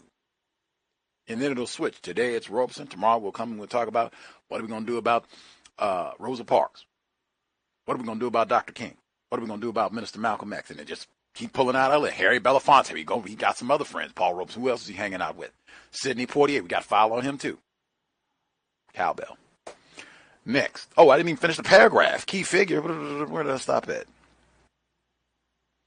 Beyond Washington Reed. Beyond a key figure also meant holding a status that would allow for detention in case of national emergency. But since he would not be in the U.S., it might seem rational to change this. However, FBI Director J. Edgar Hoover objected because of Robeson's direct quote, importance and potential dangerousness from an internal security standpoint, and this would require his immediate apprehension in the event of an emergency. That is all a direct quote. Who is this Robeson guy? Does he have nuclear arms? Who is this fella? Does he have $1 billion? Who is this guy? We got to detain him immediately. And they had a long list of black people who were on that list. They had King Alfred Pan. They had lots of different names that they talked about. You are somebody. We talked about that with Dr. Kenneth O'Reilly. Once you go higher up, like, oh yeah, we got our niggers rounding them up immediately. If it seems like something's going to happen, they are to be detained, no questions asked. Boop, deal with you later. Not going to risk. And that's what things like this, when people say, can the system of white supremacy be defeated? Absolutely. Why would we be worried? He's about to die. That's what they just said. He and his wife, she's got cancer. His health has been bad. We've starved them out. Didn't let him get a passport, had them basically on house arrest for 10 years. They're about to die. Even still, they are a dangerous threat. If the system of white supremacy was impervious to niggers and our little feeble-minded efforts to solve the problem, it would just be entertainment. Do your best. Give us your best shot, Paul. Come on. Do your best. Here, take a passport. Here's an extra $50,000.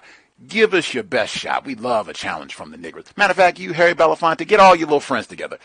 Do your best. That's what they would do. That's not what they did. That's not what they did at all. Continuing. Importance of writing. I appreciated that from Mr. Dimmer before. That is kind of strange with his love of language that Robeson did not enjoy writing.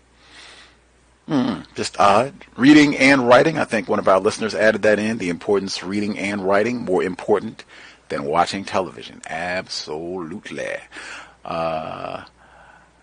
One, I guess, minor bit of correction. I'm just reading it directly. This is 172. It says the U.S. Negro press was rhapsodic. That means that they were complimentary. They had positive things to say. Notably, the Baltimore Afro-American, which serialized it, which means they probably had repeated columns about Mr. Robeson's autobiography, followed closely by the Pittsburgh Courier. It says the only discouraging word from the Negro press came from the organ of the NAACP. Intriguingly, it was in 1958. And who do we get mentioned again? 1958, that the FBI was determining if Robeson had enough political following to attempt to take over the NAACP on a national scale. Just because of how it's written, it would not surprise me if the FBI, CIA, any other racist enforcement agency had something to do with the NAACP's disparaging words. We've talked about the Spingers before. They've been mentioned. These are whites who were involved with the NAACP. There always have been a large number or a substantial, significant number of whites who've been involved with the NAACP. It would be super easy to get them to have someone, same thing they did with Robert F. Williams. Any black person who we deemed to be, now, wait a minute now, this Negro, we are not on board with what they have to say at all. Robert F. Williams, get him out of here. In fact, we don't even want him to be president of the North Carolina chapter. Get him out of here. Super easy to just have that bit of influence. But the Negro press did have positive things to say. I thought that was important. Black journalists, whoopee for Paul Robeson. Continuing. His book got all over the world. I think that's important, too, when you write, especially if you write anything about racism, white supremacy. It could end up anywhere because racism, white supremacy is a global problem. So a non-white person anywhere in the known universe might want to read your book, might learn from it. So that is something to keep in mind. That might be another motivating reason to write. Let's see. I thought it was important as well. He talked about he's talked about it repeatedly in the text, but having these white friends and these experiences where he was treated so well in the Soviet Union or Wales or England, wherever he's, traveled.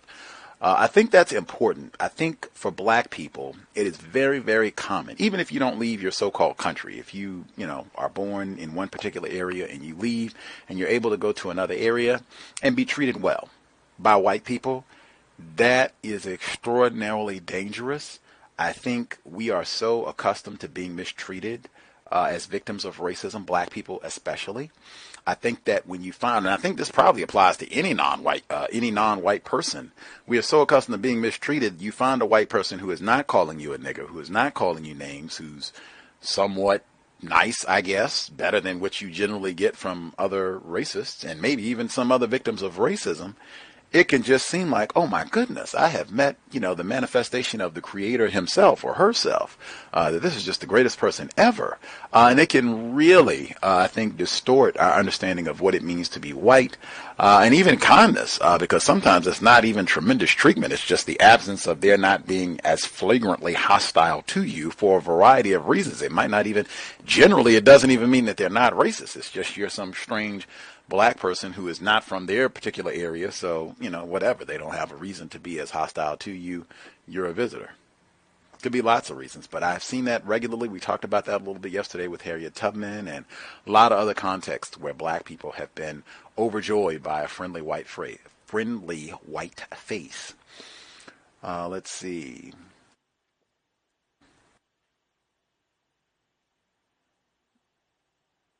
Next. Continuing to kind of pick through. Again, the global just keeps standing out to me. This is the bottom of 175. Mr. P. Clark Ravity, who was a UN delegate from India and also permanent secretary of the Congress Party, and was reported to be very disturbed because Robeson is going to India in January or February, and there's great stress being laid by the communists to claim him as the greatest and most important Negro leader in the United States. Further, Mr. Rafferty thinks they will do great damage among the darker Indians if Robeson gets away with the kind of propaganda he wants. This was all a part of the communist plot to attract the darker races of the world.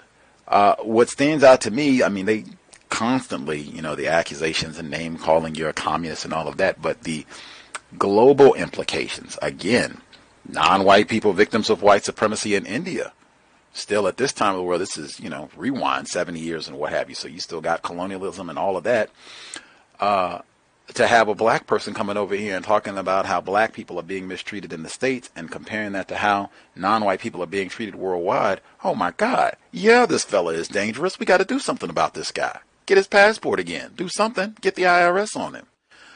Right in line with what I said, paragraph down, but they did not stop there as they extended untold taxpayer dollars and labor on a visit that did not occur. Consideration of an official U.S.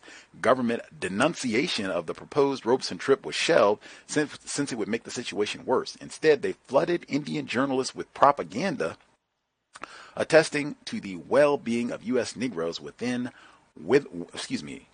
attesting to the well-being of U.S. Negroes, then withering under the cruel lash of Jim Crow. I don't think Jim Crow is a term we should use in describing white supremacy, racism, terrorism, torture, brutality, barbarism. There are lots of terms that can be used. Jim Crow is one I think should be retired. But the propaganda, and this reminds me so much of our program yesterday with Elizabeth Cobbs, writing books, Harriet Tubman saying some of the same things about helpful white people.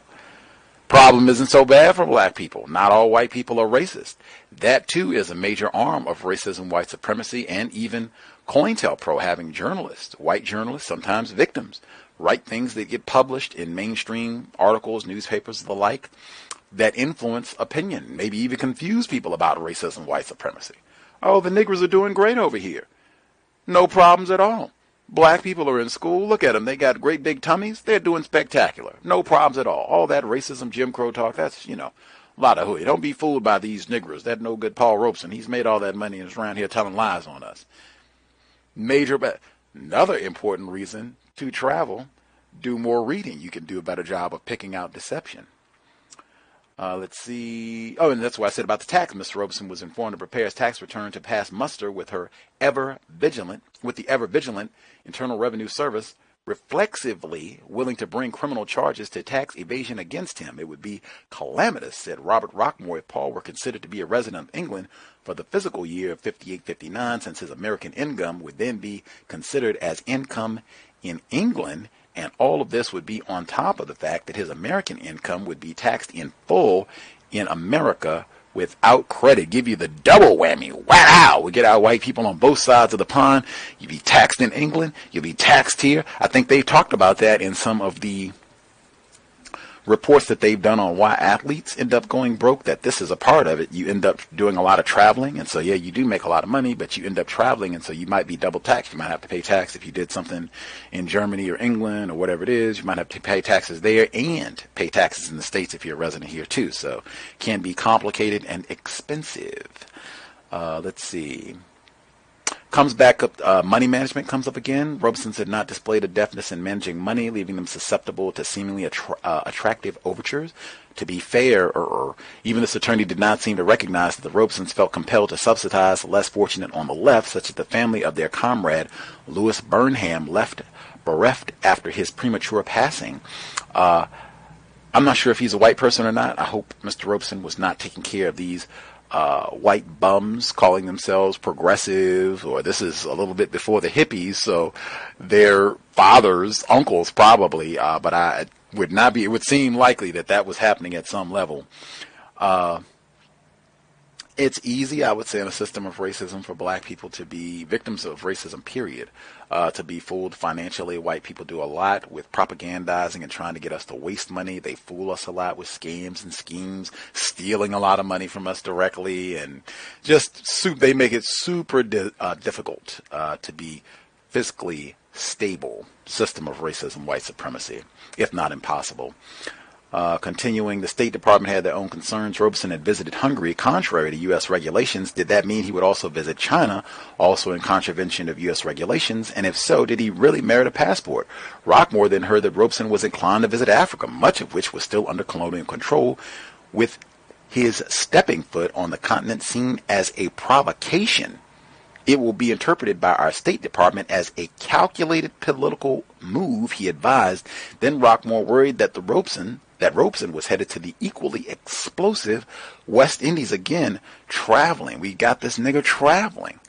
And that goes right to the heart of what a nigger is supposed to be about. Stingy thinking. Limited. You're not supposed to be a globetrotter. You're not supposed to be here and popping up in the West Indies. Then next thing we know, you're in France. Then you're in Japan. Then you're back in... That's not...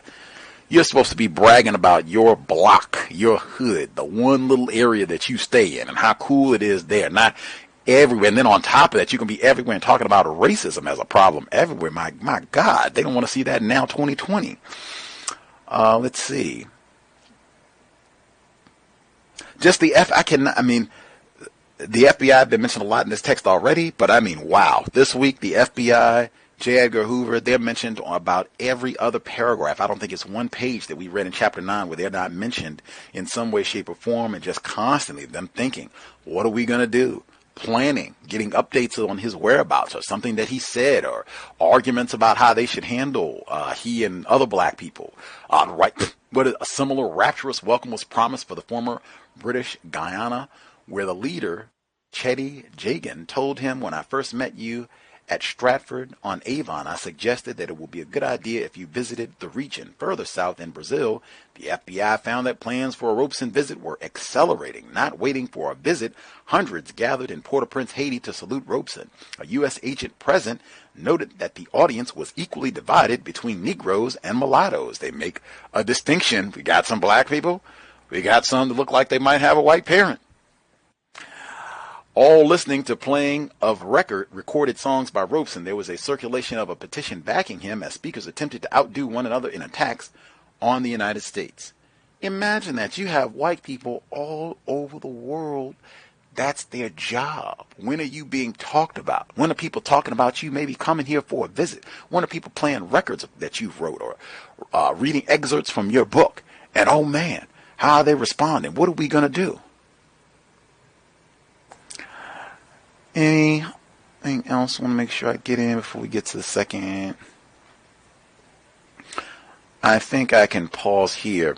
Any other comments, folks listening in? Question, comments you want to make sure you get in before we get to second audio segment? Number again, 605-313-5164. The code 564943 pound. Press star 61 if you would like to participate. I would only remind folks, again, this is most of most of what we've been listening to today, especially. This is like later 1950s. This is like a year or two after Emmett Till was lynched. And nothing was done about that. Paul Robeson could have been killed at this time. The way he was being drugged and all that, and with his deteriorating health, they could have easily killed him earlier. Maybe they did, but they could have killed him even earlier. Him talking about, maybe I'm going to go here and do this and talk about racism. I'm going to come here and talk bad about Senator Eastland in front of Congress. He could have been killed for this easily at this time period. Just make sure that's added as well. Other folks, anything else they want to make sure they get in? Yes. I wanted to say, during the Grant scare, the FBI was making that list. I think you mentioned it earlier. And they had all these people on the list. And then they would have a special sub-list. Those were highly recognized people, celebrities or whatever, that the FBI didn't want to embarrass, that they said would cause a bigger problem. But Paul Robeson, being the most famous Black American or a Negro at that time, he wasn't afforded a position on that list. He didn't really care about embarrassing him or what effect harassing him would have upon his,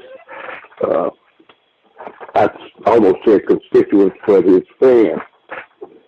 And, that's just one of the things that the FBI was doing. Like you said, you were just reading, it was an agent almost everywhere that he went.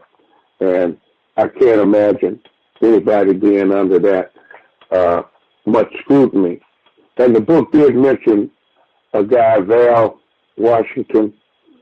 It seems I've heard his name somewhere before, but it didn't look like it painted him in a good light, because I think it looks like he was reporting some information on Mr. Robeson's plan to visit India. And I'll just leave my line on that, Gus. Thanks for taking the call. Much obliged, Mr. Demery 4.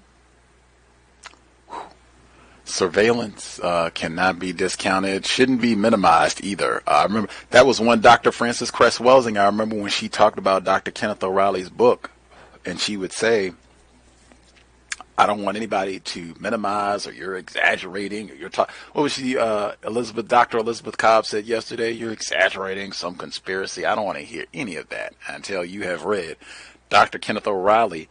This is not an anomaly, what happened with Paul Robeson. Now, I mean, this is, substantially more intense to what happened to typical black people. But I mean, I'm sure they did a lot of these same things to Rosa Parks. She talked about it, or I don't know if people read, but it is documented in biographies, the toll that this same type of mistreatment, having people that are spying on you constantly and listen to your phone calls and talking bad about you and trying to discredit you in public, which happened to Rosa Parks and her family and many other black people, Dr. King, Malcolm X, blah, blah, blah, blah, Sada Shakur, add in the name. That takes a huge impact on your health and well-being. They talked about that in Rosa Parks' biography too. That's why Dr. Welsing said, I don't want to hear anybody step forward, in white person or non-white person victim, and say, oh man, you're talking all this nonsense about racism and what white people do and conspiracy. Look at this. Look what they did to Paul Robeson.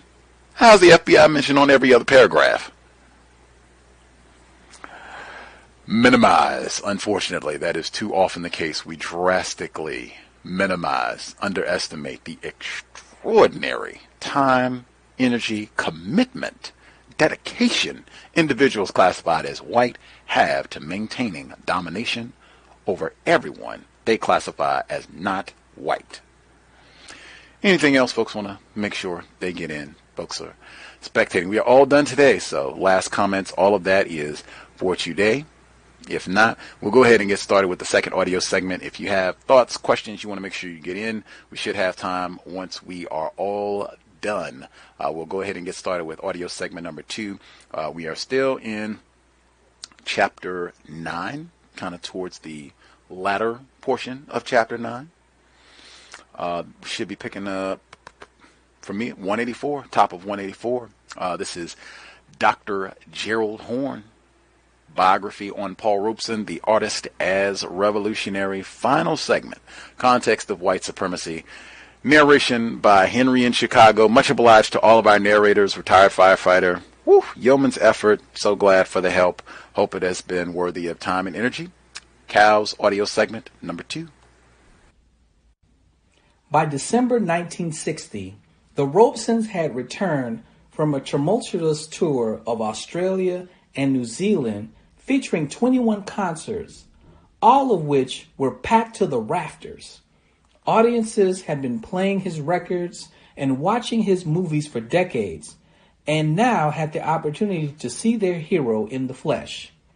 But since these British appendages were now adjusting to a status more dependent upon Washington, there were those who felt they should reflect the official U.S. view of Robeson.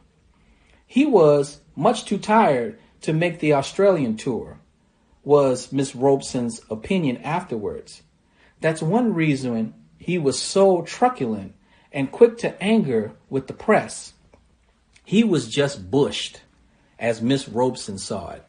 Her husband became angry, very, very angry, and went right on the offensive. Despite these bumpy encounters focusing on his communist and Moscow ties, they were entertained by New Zealand's Prime Minister in Wellington and greeted officially in Parliament. Mayors of Auckland to Sydney welcomed the Robesons officially. Naturally, the Soviet ambassador traveled to Canberra to Sydney in order to embrace the couple. Union leaders in Australia embraced Robeson, with one analogizing the plight of the U.S. Negro to that of their own indigenous population. Robeson was saluted for not forsaking principle for pecuniary benefit. While in Sydney, Robeson vowed he would return to the continent within 6 months to campaign for the indigenous because he said, "You have a serious problem here in Australia." In Brisbane, among the 5,000 cheering and applauding was a delegation of union leaders visiting from China who had been subjected to a violent demonstration earlier in the day. Yet, despite the welcome addition to their coffers, Robeson may have been better served by skipping the Australian-New Zealand tour. It was not only because of the exceedingly lengthy travel, no minor matter for a man with his parlous health, but also because what he saw there hardly improved his mood.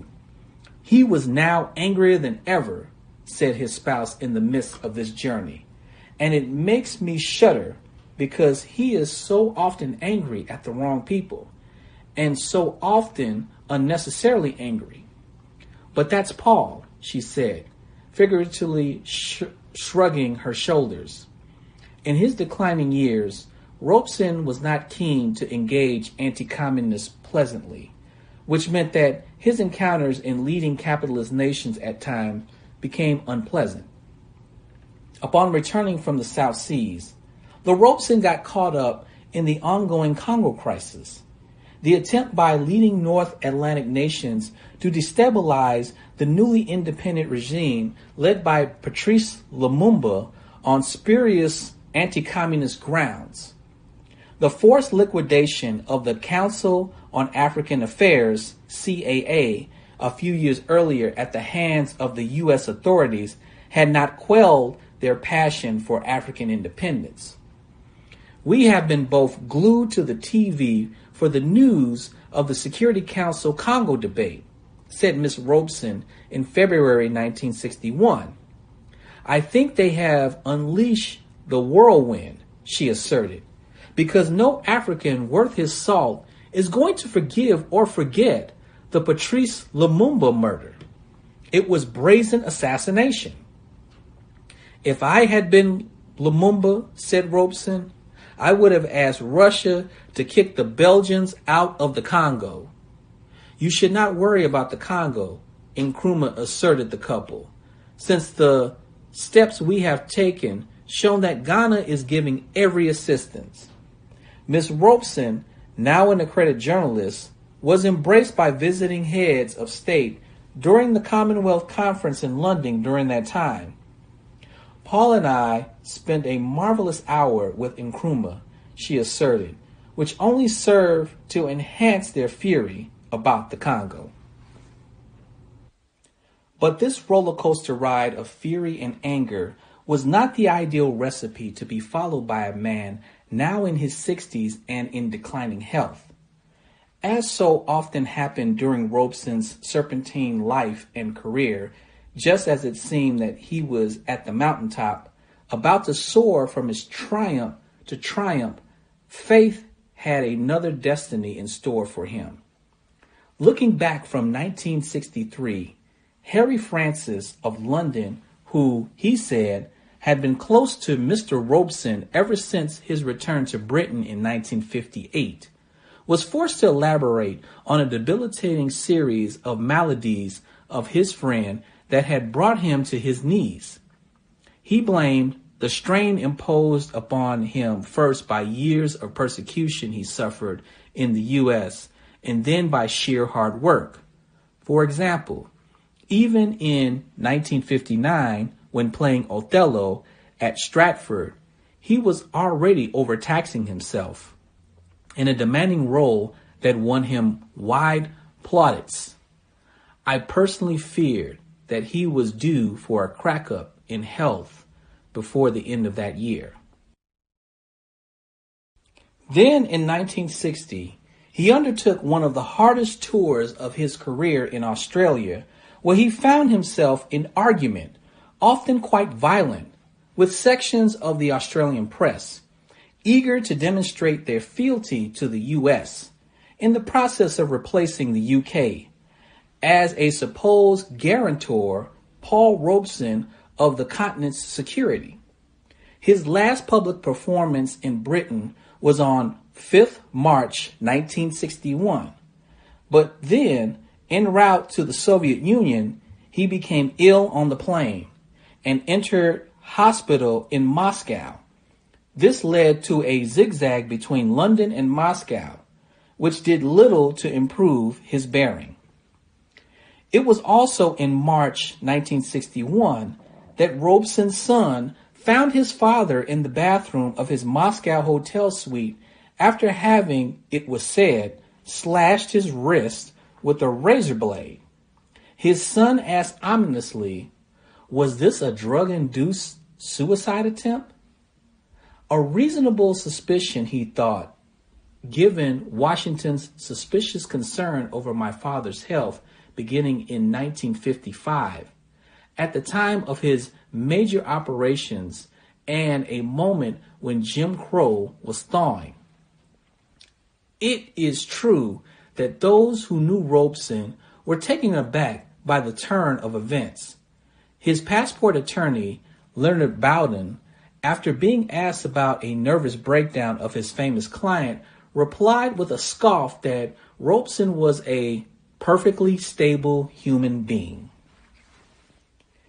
It was also unavoidable that the U.S. authorities, after being forced to return his passport, did not simply forget about him. It was also in 1961 that Miss Robeson complained, "I just don't understand why my letters don't reach you, or why they take so long to reach you. I remember at home in New York, the post office used to send all of our mail down to HQ to be read and censored before they were delivered to us. By 1961, Robeson had taken the unusual move of becoming a more faithful correspondent, generally not a sign of ennui. "Paul is writing these days," said his spouse. "I supply him with stamps, envelopes, and paper." Still, Robeson's declining health worsened in 1961, a year of intense travel with the advent of a severe and chronic circulatory ailment with unpredictable consequences. Of course, Miss Robeson was quite protective in all sense of the term of her spouse, and what she reported was that he had arrived in Moscow for a 2-3 weeks visit and fell flat on his face with exhaustion and a slight heart attack. Obviously, a major cause was from trying to do everything everywhere for years. Now he was sited in a gorgeous, luxurious sanatorium just outside of Moscow. "We have a cottage all to ourselves with a bedroom for each of us, dining room with TV, library with radio, sun terrace, big foyer and bath, everything done for us, food, etc., nursing service, and doctors all on all 24 hours. Later, her analysis was supplemented. "It has been a long siege, but he beat his brains out with what doing everything, everybody asks him to everywhere, but he wakes up every morning with no one to see, no statement to make, no concert to sing, no meeting to attend, etc. And he can't quite believe it. The collapse, in sum, was 40 years accumulating. Now, the chastened couple, like lions in winter, just sit and relax, walk, breathe, read, play chess, look at TV. She expected this reverie to last just a month or two." This explanation apparently proved to be convincing to W. Alpheus Hunton, yet another revolutionary African-American driven into exile to Guinea-Conakry. In his case, this former CAA leader had kept the Robesons abreast of African trends with plenty of condemnations tossed at French imperialists. As a radio broadcaster, he had considerable access to news reports. Just after the Robeson collapse, Hunton wanted the couple to visit Ghana, where he then resided.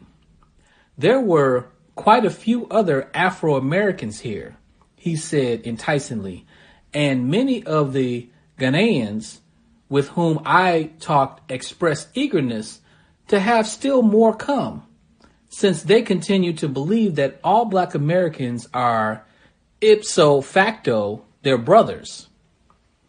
Robeson's longtime comrade, W.E.B. Du Bois, was already residing in Ghana then, leading U.S. Communist Attorney John Apt to comment with exasperation, "What a commentary on the state of our country that the two finest and most talented of its Negro sons have been forced into voluntary exile." Writing from Romania, where he was receiving medical attention, Du Bois added with exercerby, "America is impossible and I'm fed up." The Robeson residence in London and frequent jaunts to Moscow suggested that they were too fed up with the former slave-holding republic. A few months later, Du Bois and his spouse were too in London, where they resided at the Robesons' flat. A few days after that, Miss Robeson was conferring with Dr. Martin Luther King Jr., who was passing through town. He asked very warmly after Paul when I said Paul had asked me to give him his warmest welcome to London and best wishes. The human rights leader seemed very pleased and said he'd hoped next time he comes to London to sit down and talk with Paul. He is only sorry that Paul is not well. At that point, Robeson was contemplating joining Du Bois in Accra, invited by Nkrumah to be a professor of music and drama at a local university. The pleasure of hearing the great Paul Robeson here in Ghana was anticipated gleefully by Nkrumah. The Prime Minister was planning to visit Moscow in May 1961 and informed Miss Robeson, "I hope that you and Paul will still be there then." There was a problem, however. "Paul is still very ill," said his spouse in the spring of 1962. "The great trouble with Paul," she added, "is that when he begins to feel better, he goes all out for going here, going there, doing this, doing that, while doctors say that only a prolonged rest will do." But Robeson was not to be in a position to experience this promised hospitality, since by the summer of 1962, he was in a nursing home in London. The U.S. authorities had not taken note of his deteriorating condition and, instead, continued to besiege him as if he were still a fire-breathing revolutionary on the front lines of struggle. To renew his passport, he would have to sign a pledge that he was not a member of the U.S. Communist Party. Paul himself refused to sign anything, declares he won't sign anything no matter what, says his spouse. As usual, very stubborn. Stubborn was the term that could be well used to describe Robeson's unremitting denunciation of U.S. imperialism, even as his passport was up for grabs, as when he told a Budapest journal that Washington was the worst enemy of humankind. Stubborn was also a word that could usefully be employed to describe Miss Robeson's own counsel that the enemy is not communism, not the red danger. It is colonialism, the white danger. Fortunately, Robeson had options. His comrade, Anna Louise Strong, told him that Ghana or Guinea or China, the latter nation where she then resided, would provide travel documents if the U.S. remained obstinate. Prime Minister Nkrumah was sorry to hear about all the trouble that Paul has had with his passport renewal. "I have a solution to his problems. Why doesn't he become a citizen of Ghana? I'm serious about this." But by 1963, Robeson was reclusive. Except for one or two persons, he had retreated into a cocoon. Yet, said his spouse, "We both want very much to come to Africa and to Ghana first, for this has always been our idea and our wish." The Prime Minister's practical solution was overtaken by events, for soon Miss Robeson had expired and her spouse's health deteriorated to the point that he was forced to seek refuge not in Ghana, but his sister's Philadelphia home. Chapter 10. Death of a Revolutionary. On 23 December 1965, as Lana Robeson died at Beth Israel Hospital in Manhattan. She was 69 years old. Weeks earlier, she was slowly recovering from what she termed "my own big operation, cancer of the uterus." But she did not survive. This was a cruel blow inflicted simultaneously on the already tottering fortunes of her surviving spouse. They had relocated to New York earlier because of his nagging health problems, which, it was thought, could be better handled while in the loving embrace of his son's family, which included 2 children. But it seemed that demands on his time were unrelenting to the point that before she expired, Miss Robeson continued to complain that Paul was very ill and exhausted after returning from a long journey westward where he got no rest at all. The passing of friends and loved ones had become a metronomic tone of Robeson's life, signaling his own destiny. It was in January of 1965 that Lorraine Hansberry breathed her last breath. Her career as a writer was launched years earlier at Robeson's periodical Freedom, which proved to be a springboard for her immensely procreative career as a writer, culminating with her prize-winning play, A Raisin in the Sun. Robeson eulogized her at her funeral, and the singer Nina Simone performed.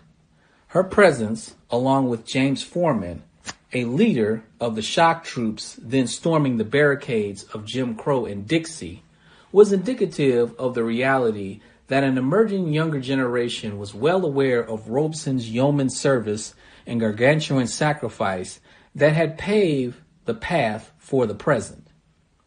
In September 1964, not long after crossing the Atlantic, he provided the major oration at the funeral of Ben Davis. This was his first public appearance since returning, and hundreds of Harlemites turned out to pay their last respects, not just to Davis, but as well to a kind of death of a revolutionary radicalism now in retreat. The overflow from the chapel spilled out into the streets, blocking traffic. After a brief eulogy, which was piped outside through loudspeakers, Robeson had to make his way slowly through a huge crowd of friendly and sorrowful admirers. The more he attacked, the more devotion he seemed to arouse in his Negro followers, was the opinion of an observer. It was a thinner and more subdued Robeson that greeted an interviewer shortly after returning to Harlem.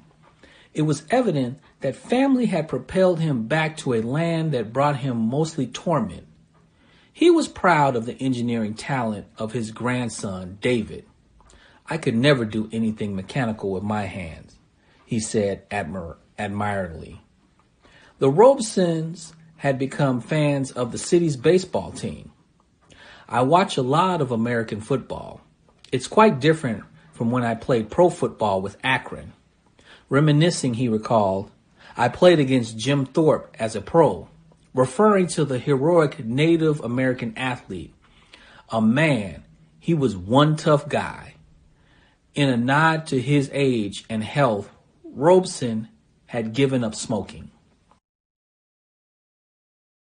The political trend that Robeson represented, revolutionary socialism, had been effectively undermined among Black America through a deft administering of bludgeon of those like himself and anti-Jim Crow concessions. But filling the resultant ideological vacuum was the Nation of Islam, which had arisen in the 1930s when Robeson was then ascendant and did not begin to take off until Robeson appeared to be in eclipse. Now the NOI was proselytizing him in Harlem, and he expressed appreciation for their emphasis on the development of economic power among Negroes, discipline, responsibility, and pride. He was also following closely the rush of events in the heart of darkness that was Mississippi.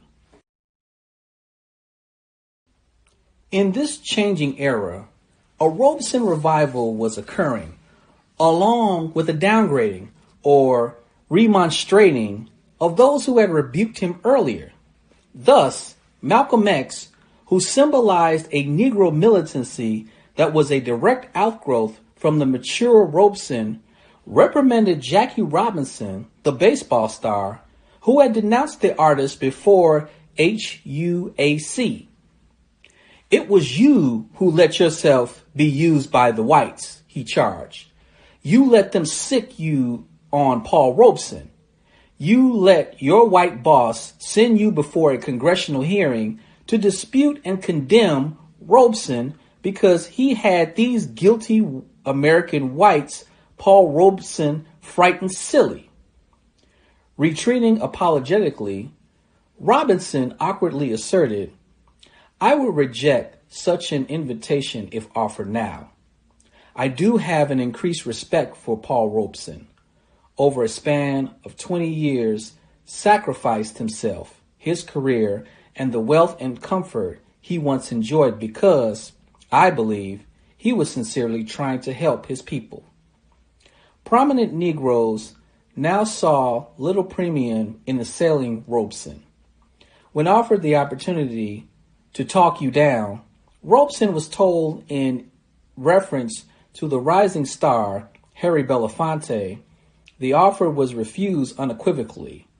He thinks of you as Big Daddy, it was reported. The responses of Belafonte and Robeson were further evidence, if any were needed, that Robeson was being embraced as the anti-Jim Crow movement deepened and the youth began to realize who had been the precursor of this epical trend. Furthermore, most among these was James Foreman of the Student Nonviolent Coordinating Committee, who thought it was an honor to be in Robeson's presence, adding, "It was a great privilege to be able to tell you how much you mean to all of us." Joan Baez, the songbird and voice of anti-war activism, loves that man, speaking of Robeson, and would love to sing for him. She treasured the many hours that I listened to your thunderous and touching voice. Yes, once every century or so, there is a Paul Robeson. Even the otherwise staid National Urban League, whose budget was heavily dependent upon the largesse of the corporate sector, dubbed Robeson the father of the civil rights movement, and providing him with an award. The recently organized Congressional Black Caucus, comprised of African American members of the U.S. Congress, saw fit to honor Robeson as a trailblazer. Even U.S. Chief Justice Warren Burger, de facto leader of the judicial right wing, hailed his artistry. He chose to honor Robeson and hope, "May all go well with you." Arthur Ashe, the champion tennis player, termed Brother Robeson an inspiration to all of us, and laminated our lack of courage, which had hampered the flowing of this sediment. Cesar Chavez, the Mexican-American labor leader, too praised Robeson for his courage. Of the torrent of messages that gushed into Robeson's mailbox, as it became clear that his life was rapidly expiring, perhaps the most death of a revolutionary heartfelt came from the Congressman Andrew Young, former top aide to Dr. King. "Thank you for your beautiful life," he enthused. "I heard you as a child and thrilled to the powerful image of black manhood you portray. You kept alive a legacy of hope through some of the darkest days of our history. But you had not done so in the 30s, 40s, and 50s. Our accomplishments in the 60s would not have been possible, and I would not be here in Congress as the first black man from Georgia in 102 years. Still, he may have been exceeded in his appreciation by then state senator and future Detroit mayor Coleman Young, who was honored to call Paul Robeson my friend. The freedom struggle initiated by Paul Robeson many years ago might be looked upon as the opening gun in which now commonly conceded to be the Second American Revolution.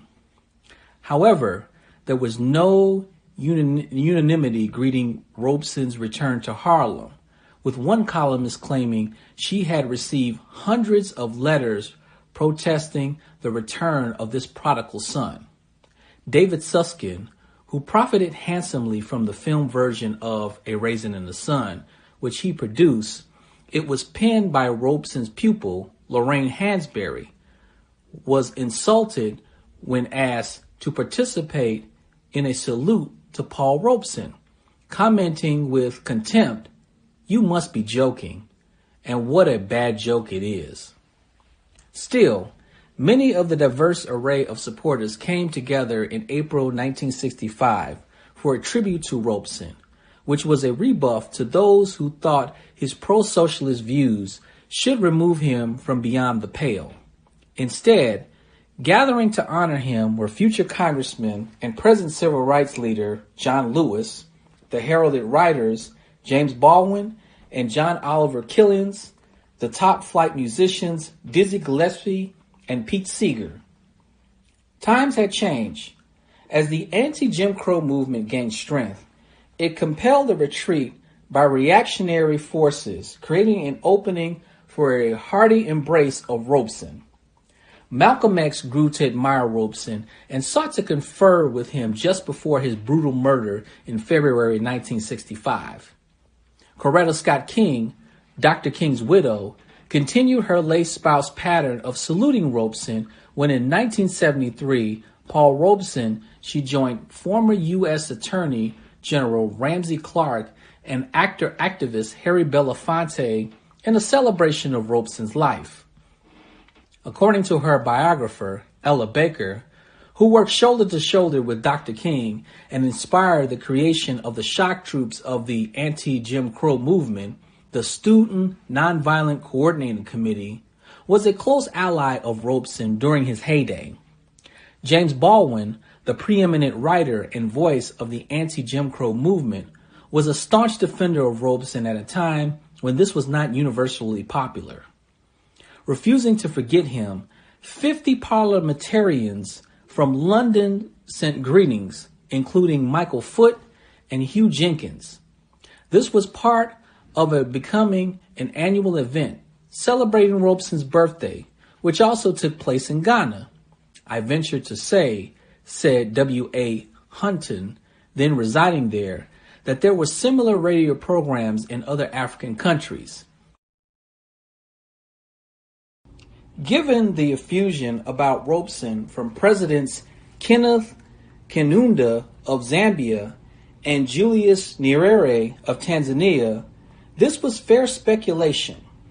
Moscow's ambassador in Washington, Anatoly Dobrinin, confirmed that Robeson was known and loved in our country, further ratifying the perception that along with Africa, London, and Moscow, Delhi was the epicenter of pro-Robeson fervor. Prime Minister Indira Gandhi acknowledged that we loved him because although he was famous and so much in demand, he never said no to any requests. I deemed it a privilege to be counted among Paul Robeson's friends. But with the passing of his spouse and the continued declining of his health, Robeson could envision no option beyond retiring from public life and becoming more reclusive. His birthday continued to be an occasion for global celebration, with the one in London in 1968 being particularly festive during, as it did, Dame Peggy Ashcroft, Sir John Gielgud, and the law partner of Mandela and then leader of the African National Congress, Oliver Tambo. Prime Minister Earl Barrow of Barbados proclaimed that it was his privilege and honor to have known Robeson for 30 years. It was Barrow who introduced Robeson to future Jamaican Prime Minister Michael Manley. But these worldwide celebrations did not feature the guest of honor. Robeson moved to Philadelphia, where he resided with his sister Marion.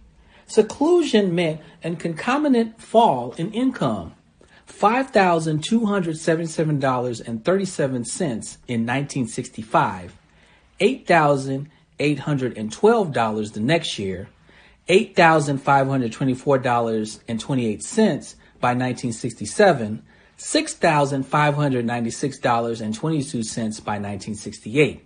His mind was alert as he continued to pay for music lessons at the rate of $8 per hour. By 1969, even Columbia Law School, pressed by students' uprisings, saw fit to honor him. His old friend, Lloyd Brown, visited him during this time and found him to be more like his old self, alert, responsive, and affable. He discussed the Nigeria-Biafra conflict, the religious conflicts in Belfast, With his usual insight, a reflection of an invigorated reality, "You can say I'm doing pretty good," said Robeson. That was true then. In 1974, Robeson's son announced that his father is now retired completely from public life and his health does not permit him to make public appearances. But this unfortunate reality has descended years earlier. Weeks earlier, Robeson was featured in the glossy pages of Jet magazine, now the weekly record for African Americans. Recalled poignantly were the words of Benjamin Mays, Dr. King's mentor. When Robeson was awarded an honorary degree by Morehouse College, the Nobel laureate's alma mater, Robeson, it was said, is a man who embodies all the hopes and aspirations of the Negro race. But by this late date, Robeson was portrayed as a virtual recluse, huddling in the 12-room Philadelphia home of his devoted sister, a retired school teacher. He was depicted as virtually reenacting his role as Othello, a man who had done the state some service, particularly during World War II, but now cast aside cruelly. "Yes," said this reporter, "he loved America too well, but not wisely." How true. Though Robeson's relationship with the Soviet Union is often viewed in the U.S. mainstream as the source of his downfall, actually, like many of the U.S. left, he tended to misestimate the mass strength of ultra-conservatism in his homeland, which contributed to naive projections about the pace and prospect of progressive change. In early January 1976, Robeson seemed to be in a fine fettle despite the weight of an accumulation of various maladies and ailments. It was during this month at his sister's home in Philadelphia that he descended the stairs for dinner, dressed quite typically for that time in a suit and tie.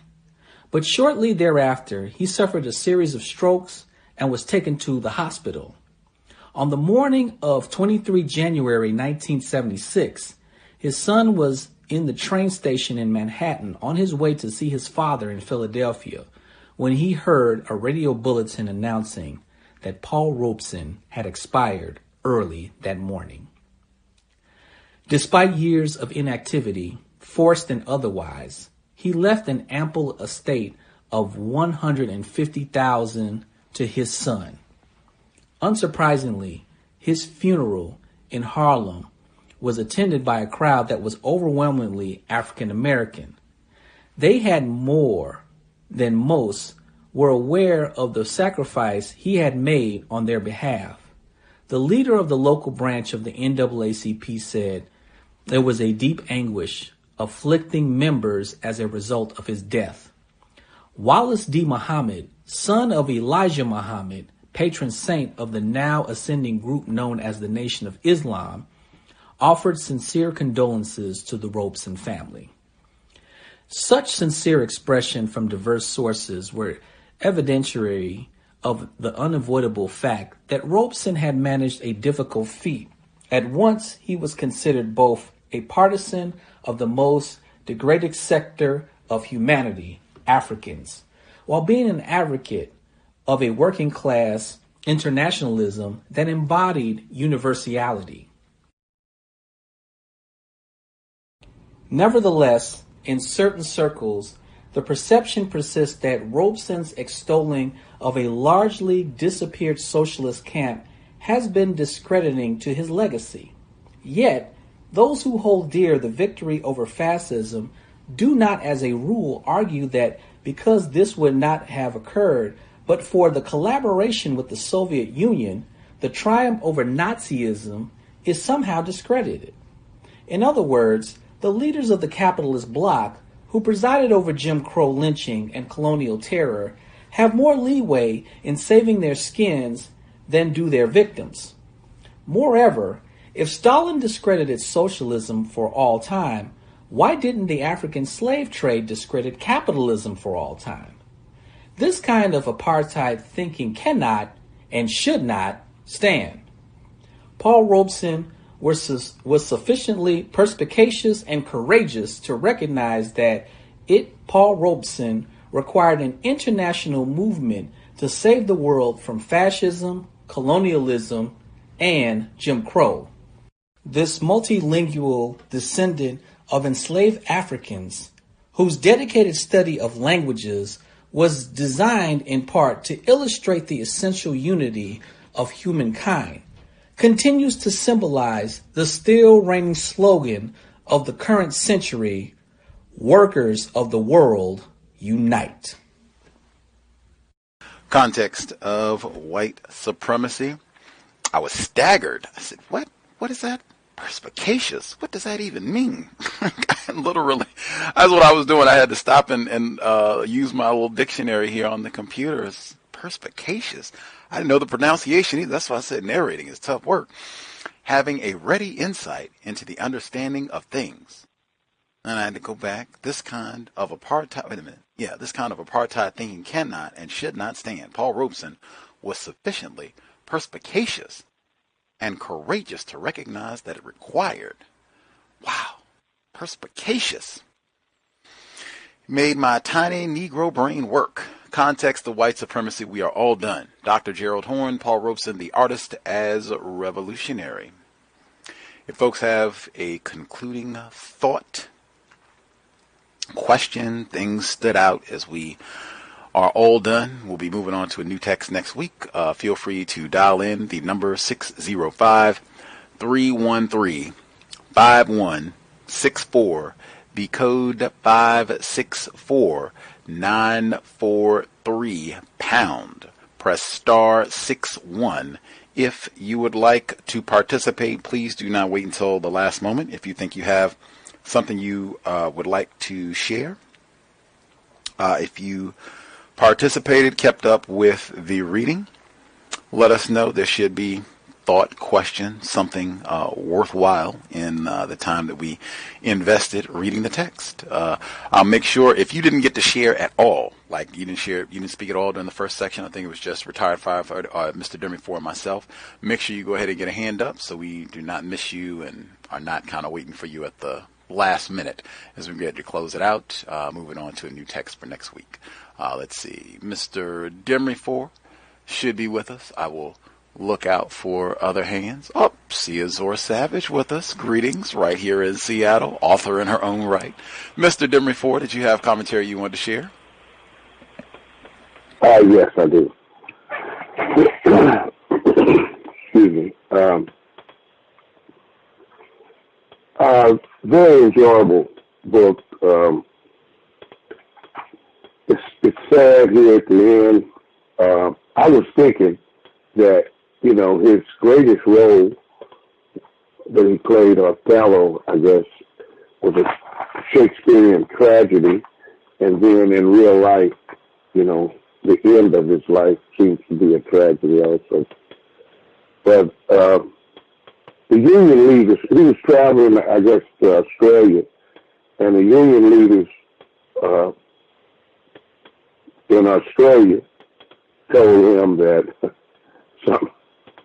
this sounds like a racist comment, analogizing the plight of the U.S. Negro to that of their own indigenous population.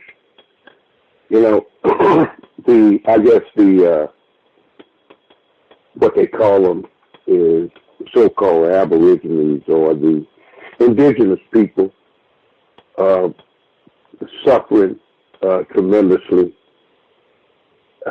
under white supremacy. And then they wanted him to come. When you are oppressed, you look at anything, like they're looking at Paul Robeson, like he could have, possibly influenced things and been somewhat of a savior or whatever. But, he even sued before the United Nations against the atrocities that the United States was doing. So we didn't even help ourselves. We can't really help anybody. I mean, when you really look at the totality of the situation that we're in. It's probably enough to cause you to lose your mind, like Mr. Robeson. Something about going to Australia. He promised him he was coming back, and he went back, and his wife said that now he was angrier than ever. And it happened in the midst of his journey there. I guess, when you think in one way that things or that reality is a certain perception, and then you actually go there and see it like it really is, and that's probably what upset him most about going to Australia, because I can't see Australia being any leaders in equality or helping the downtrodden. Now, right here on page 185, it said, I guess it's Robeson himself saying, he blamed the strain imposed upon him first by years of persecution he suffered in the U.S., and then by sheer hard work. For example, even in 1959, when playing Othello at Stratford, he was already overtaxing himself in a demanded role that won wide plaudits. I personally feared that he was due for a crack-up in health before the end of the year. So it looked as though people could tell the tremendous stress that he was under. And then if you can predict that somebody's going to, just crack, the health's going to crack in a year, that's pretty bad, and you're not a medical expert. But, one question I have, I thought that early in the book, his marriage was in trouble, and then he and his wife separated. But I missed one reading, so I don't know exactly. I can't remember how they got back together, but it looks like his wife truly loved him, even when she had cancer herself, and through her pain, she was thinking about her husband. That's an example of black self-respect. And she stuck with him until, I think, she died even before he did. And then his son finding him in the bathroom in Moscow after slitting his wrist. See, somewhere, I think, in between that trip to Australia, coming back on the plane, or going to Moscow, somewhere in there, he got slipped something. So his health went down, and series of strokes. And like I say, when his health first went down, he was in his early 60s. So if it hadn't been for the tremendous stress, he probably most likely would have lived longer. And his wife, the stress that she was under, and then taking care of him, probably accelerated cancer in her body. He started getting the accolades that he deserved at the end. I thought that was black self-respect when Mr. Jackie Roberts, they had a talk, and I guess Mr. Paul Robeson was kind of giving him a piece of his mind, and he even admitted that, over the 20 years that Paul Robeson had sacrificed himself, his career, his wealth, comfort, even though the things that Jackie Robinson endured, he had all this respect for Mr. Robeson, because he knew that was only, that was light.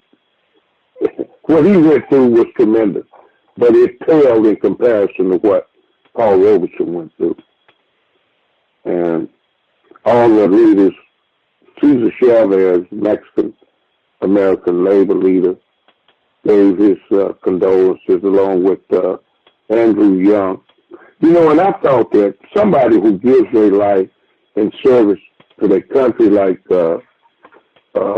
Representative John Conyers, longest-serving African-American congressman, one of the founders of the Black Caucus, died this year in obscurity. I don't remember seeing, a big fanfare on Mr. Conyers' death, but he was a fighter. Also, they scandalized him around the end of his career also. And despite the seclusion that was starting to happen in his Paul Robeson's income going down, but he still managed to leave over $150,000 for his son. I thought that was noteworthy. And I'll meet my line, Gus. Thanks. Much obliged, Mr. Demery 4. Let's see, we have one of our narrators, Henry in Chicago. Much obliged for the heavy lifting. Retired firefighter as well. Spectacular job. Had to burst out my dictionary so many times in reading the book. But thank you all both. Henry in Chicago, if you had commentary you wanted to share, you should be with us, sir. Can I be heard? Yes, sir. All right. Greetings, Gus. Greetings to all the callers and listeners. My apologies for being late. Also, to my apologies for any errors that I made in the narration. I do like narration, but Gus, as Gus said, it is hard work. But I like reading. So, and also, like I said in the beginning, I had a lot of practice reading to my children as well. So I actually enjoy it. But concluding thoughts in the book, got more insight about Paul Robeson. Really appreciated Dr. Horne.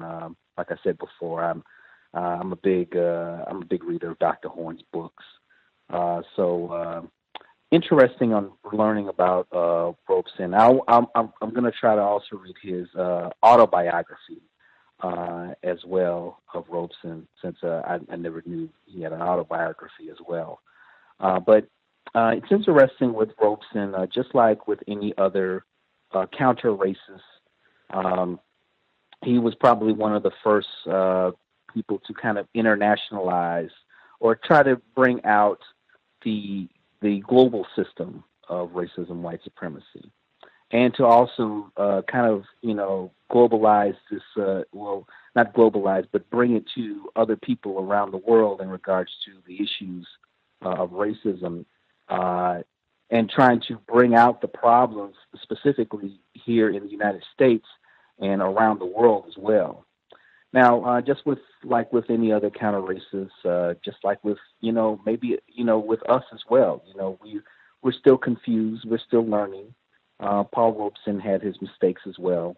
But, the thing that I do take from Robeson in regards to his learning languages, that would be a definite thing that we probably, should look into in regards to learning different languages so we can communicate, effectively to other non-white people around the world that speak languages outside of the English language.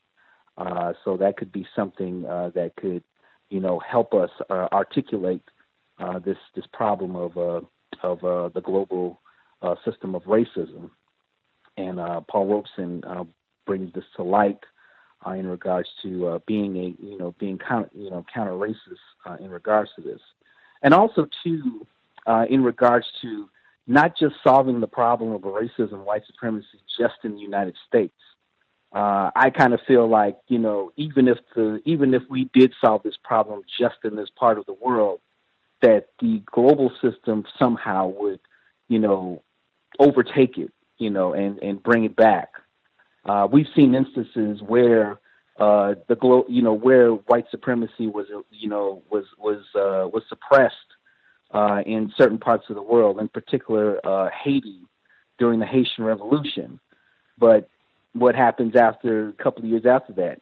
The whites came back and re-implemented white supremacy again. Now Haiti's the poorest country again because white people didn't like what they did over a century ago. So Paul Robeson basically kind of made us all aware about the international global problem of racism, white supremacy, which I really appreciated. So that is my concluding thoughts, and I'll mute my line. Much obliged for the narration again. Henry in Chicago. Reading is more important than watching television. Love, love, love hearing. I get my practice narrating, reading to my offspring. Woo! Love it, love it, love it, love it, love it. More that, please. We had a person who wrote in, female listener. She said, she gave us a handle, subbing in the South. How about that? Subbing in the South. She wrote in, I can't call in. My voice is recognizable as I'm from the South. Har, har, har. 2 points from the reading from last week. Number one, blacks will always need validation from those outside our community to be accepted. Mr. Robeson received validation from India, London, and one other country. It was quite a few. China, Brazil, Haiti. There's a bunch of them mentioned. Not Russia. Russia was in there too. Point two, as an educator, I appreciated Mr. Robeson's knowledge of various languages. With technology, we should push our children to learn various languages and look beyond the United States. Hear, hear. Travel, travel, travel. Get your children, get a passport in their hands as early as possible. If you can get them a passport, when they're 10, 15, they'll have when they're 25, so they can already travel. Once they're, older and what have you, and they say, hey, they want to go someplace, whammo, stamp me up. I'm ready to roll. Let's see, other notes. In the second portion of the audio. So tickled to see Azor hanging out, listening in live to the broadcast. Amazing. Let's see. From the second portion of the audio, where did the second portion start at?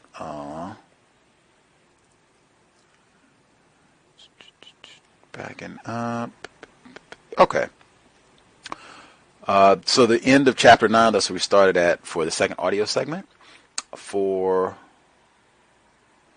Let's see, what was the first note that I took from the second one?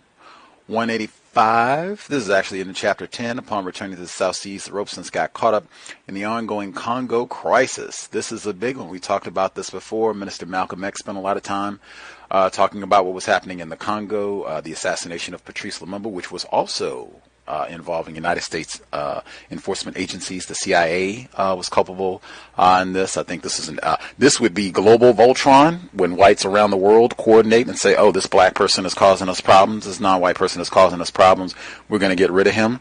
But the assassination of Patrice Lumumba was a huge event, 1961, if I remember correctly. Yep. Lots of folks, including the Robesons, were upset, including Minister Malcolm X, Nation of Islam, long list of people who understood that as an incident of white terrorism. The forced liquidation of the Council on African Affairs, CAA, a few years earlier at the hands of U.S. authorities had not quelled their passion for African independence. We have both been glued to the TV for news of the Security Council Congo debate, said Ms. Robeson in February 1961. I think they have unleashed the whirlwind, she asserted, because no African worth his salt is going to forgive or forget the Patrice Lumumba murder. It was brazen assassination, all direct quotes. As Londa Robeson is quite a counter-racist in her own right. Her work as a journalist and talking about all of these global events. I mean, attempted counter-racist couple. Oh, and to Mr. Demery-Ford's question, they did have a point where they were going to break up, but they reconciled. I think that might have been while you were out. It might have even been when the program got rescheduled so that I could go to Azor Savage's book reading. But they reconciled after they were apart for a while and seeing other people and said, you know what, we're going to give this another try. I think Mr. Robeson may have been high up there, but they did reconcile. But you were correct. They were going to be divorced. So back to the Congo. If I had been Lumumba, said Robeson, I would have asked Russia to kick the Belgians out of the Congo. You should not worry about Congo. And Nkrumah assured the people, since the steps have been taken now, that Ghana is giving every assistance. Miss Robeson, now an accredited journalist, was embraced by visiting heads of state during the Commonwealth Conference in London. During that time, Paul and I spent a marvelous hour with Nkrumah, she asserted, which only served to enhance their fury about the Congo. Just again, this is the exact same thing. Minister Malcolm X, he was going to the continent and talking about, he was there. I think they had a big protest at the UN office in New York around this same time in '61 when Lumumba was assassinated. It was the same type of thing. Any black person, any black people, any non-white people that are talking about white supremacy, racism in a global manner and connecting, as Dr. Welsing would say, connecting those dots to grasp this is all the same thing in the terms of the way that black people are treated. You're going to be moving up that list that we talked about. People to be detained, people to have more attention focused on you in a non-constructive manner to neutralize your efforts. Let's see.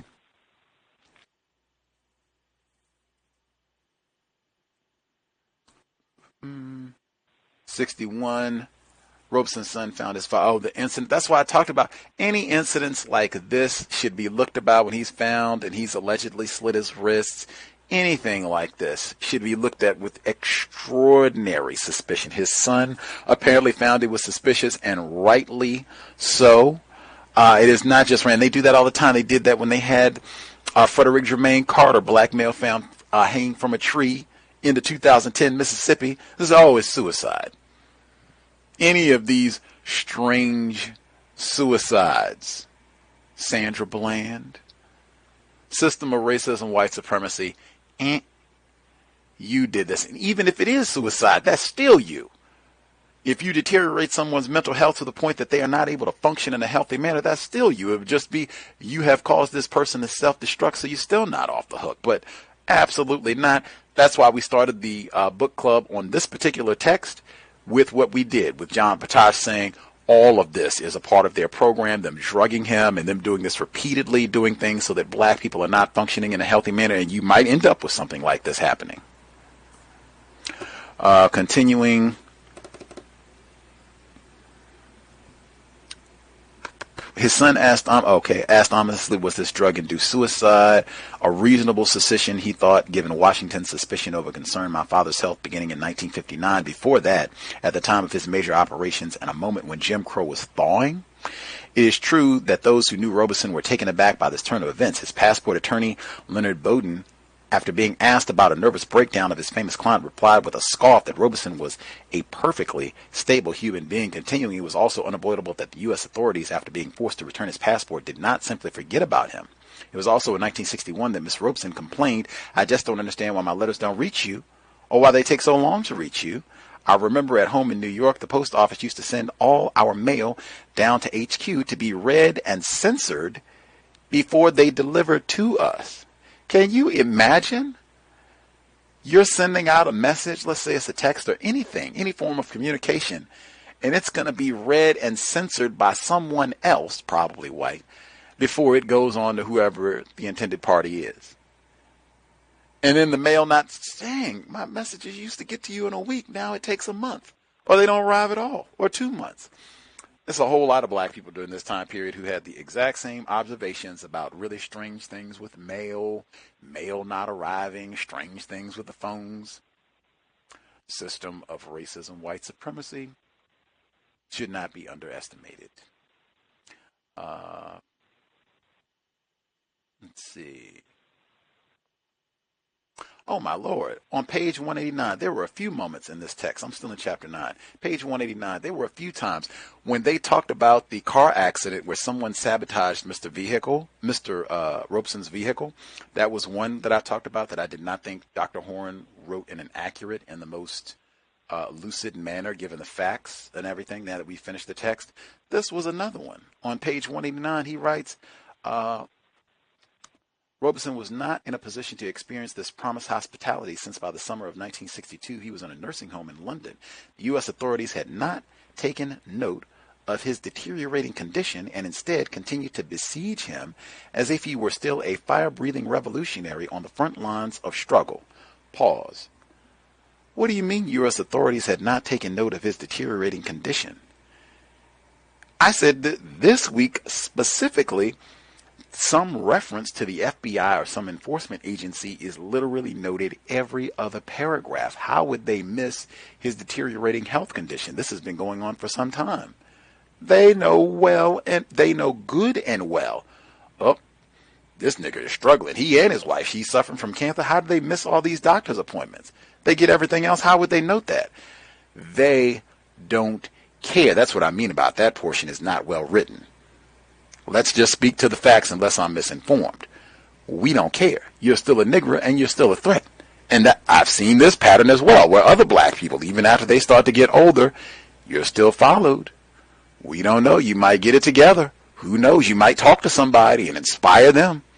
They said he was still lucid. He was still paying for music lessons. So you could still potentially be a problem for us, system of white supremacy. Oh my goodness, I got to make sure. Miss Robeson one more time. What does she say here? Right at the same paragraph. Stubborn was also a word that could usefully be employed to describe Miss Robeson's own counsel that the enemy is not communism, not the red danger. It is colonialism, white supremacy, racism. The white danger. I got to use that one. Whew. Black self-respect. That's Londa Robeson. Let's see. Death of a Revolutionary. What did I have from chapter 10? Appreciated Minister Malcolm X. He was super inspired. What I just said, super inspired by Paul Robeson, and talked about him on a regular basis. You heard him mentioning, talking about Jackie Robinson being used to speak bad against Mr. Robeson. And I do want to make sure I get in. Jackie Robeson was a victim of white supremacy, and he did acknowledge that is supreme, to make sure that is on record. Many victims of white supremacy, myself included, make errors. We do not step forward with the same enthusiasm, volume, excitement to, oh yeah, I messed up. I'm not here to talk about another coon's mistakes. I'm here to, the coon is me. I messed up. Mr. Robeson stepped forward. I messed up. I got better information now. Mr. Robeson was doing the correct thing. I was wrong. That is black self-respect. I'm not just going to be loud and rowdy when I'm talking bad about a victim of racism. I can be loud that I messed up. I make errors too, still learning. Especially if it's involving harming another victim. Appreciated him mentioning James Foreman. In this section, I was reminded, oddly, of Ava DuVernay's Selma, where James Foreman did not get a hero's depiction in that film. He was kind of a crass, profane loudmouth, and not, someone who contributed quite a bit and was an important figure during this time period in working against white supremacy, racism. The Making of Black Revolutionaries, since we want to use that term, that's a book he wrote that is great, gives lots of information about this time period and what he was doing. Making of Black Revolutionaries by James Foreman. Anything else I want to get in? This fella, David Susskind, is a white guy. He produced Raisin in the Sun, Cowbell. Sidney Poitier was in that, among many others. Lorraine Hansberry, that's another Cowbell. He says, however, there was no unanimity greeting Robeson's return to Harlem, with one columnist claiming she had received hundreds of letters protesting return of this prodigal son. Whites are effective. David Susskind, suspected racist, who profited handsomely from the filmed version of A Raisin in the Sun, which he produced. It was penned by Robeson's pupil Lorraine Hansberry, was insulted when asked to participate in a salute to Paul Robeson. Paul Robeson commenting with contempt, "You must be joking, and what a bad joke it is." Wow. Make it plain. Whites. Suspected racist. And this is someone who was probably his homie at some point. Anywho, other folks, any other comments, questions they want to make sure they get in before we wrap things up? Our last segment on Paul Robeson, the artist is revolutionary.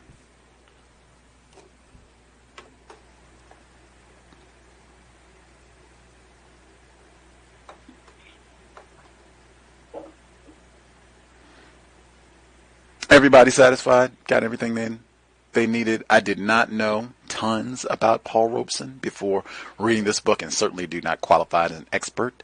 I'm going to get his, I have it. I got his autobiography, Here I Stand.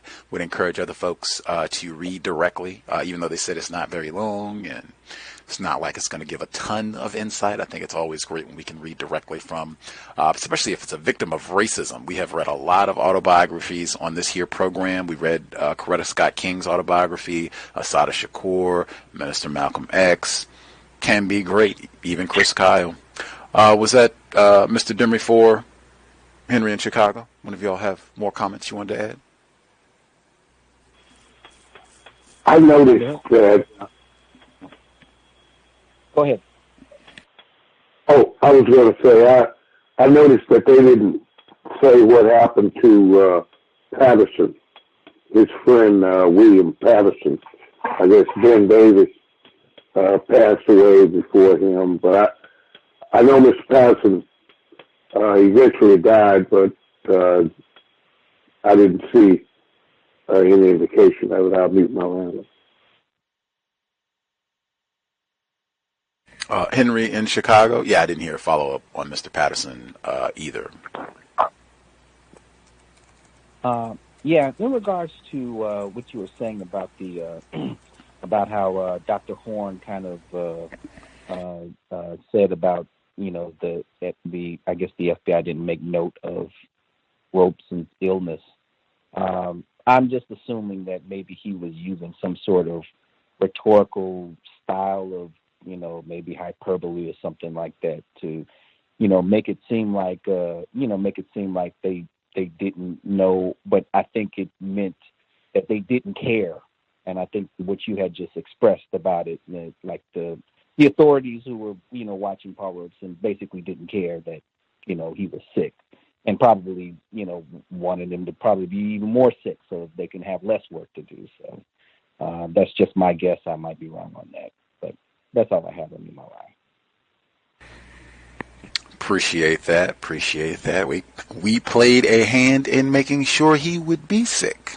I'm sure it's the perspective. That's what the evidence overwhelmingly seems to suggest. He and other black people. William L. Patterson, he lived until 1980, unless I'm misinformed. So his story continued quite a bit after this. So, yeah, I mean, I guess that might be a bit of a deviation to go into his petitions and all the work that he was continuing to do, since he lived quite a bit longer after all this. But yeah, I didn't really hear additional updates about his works.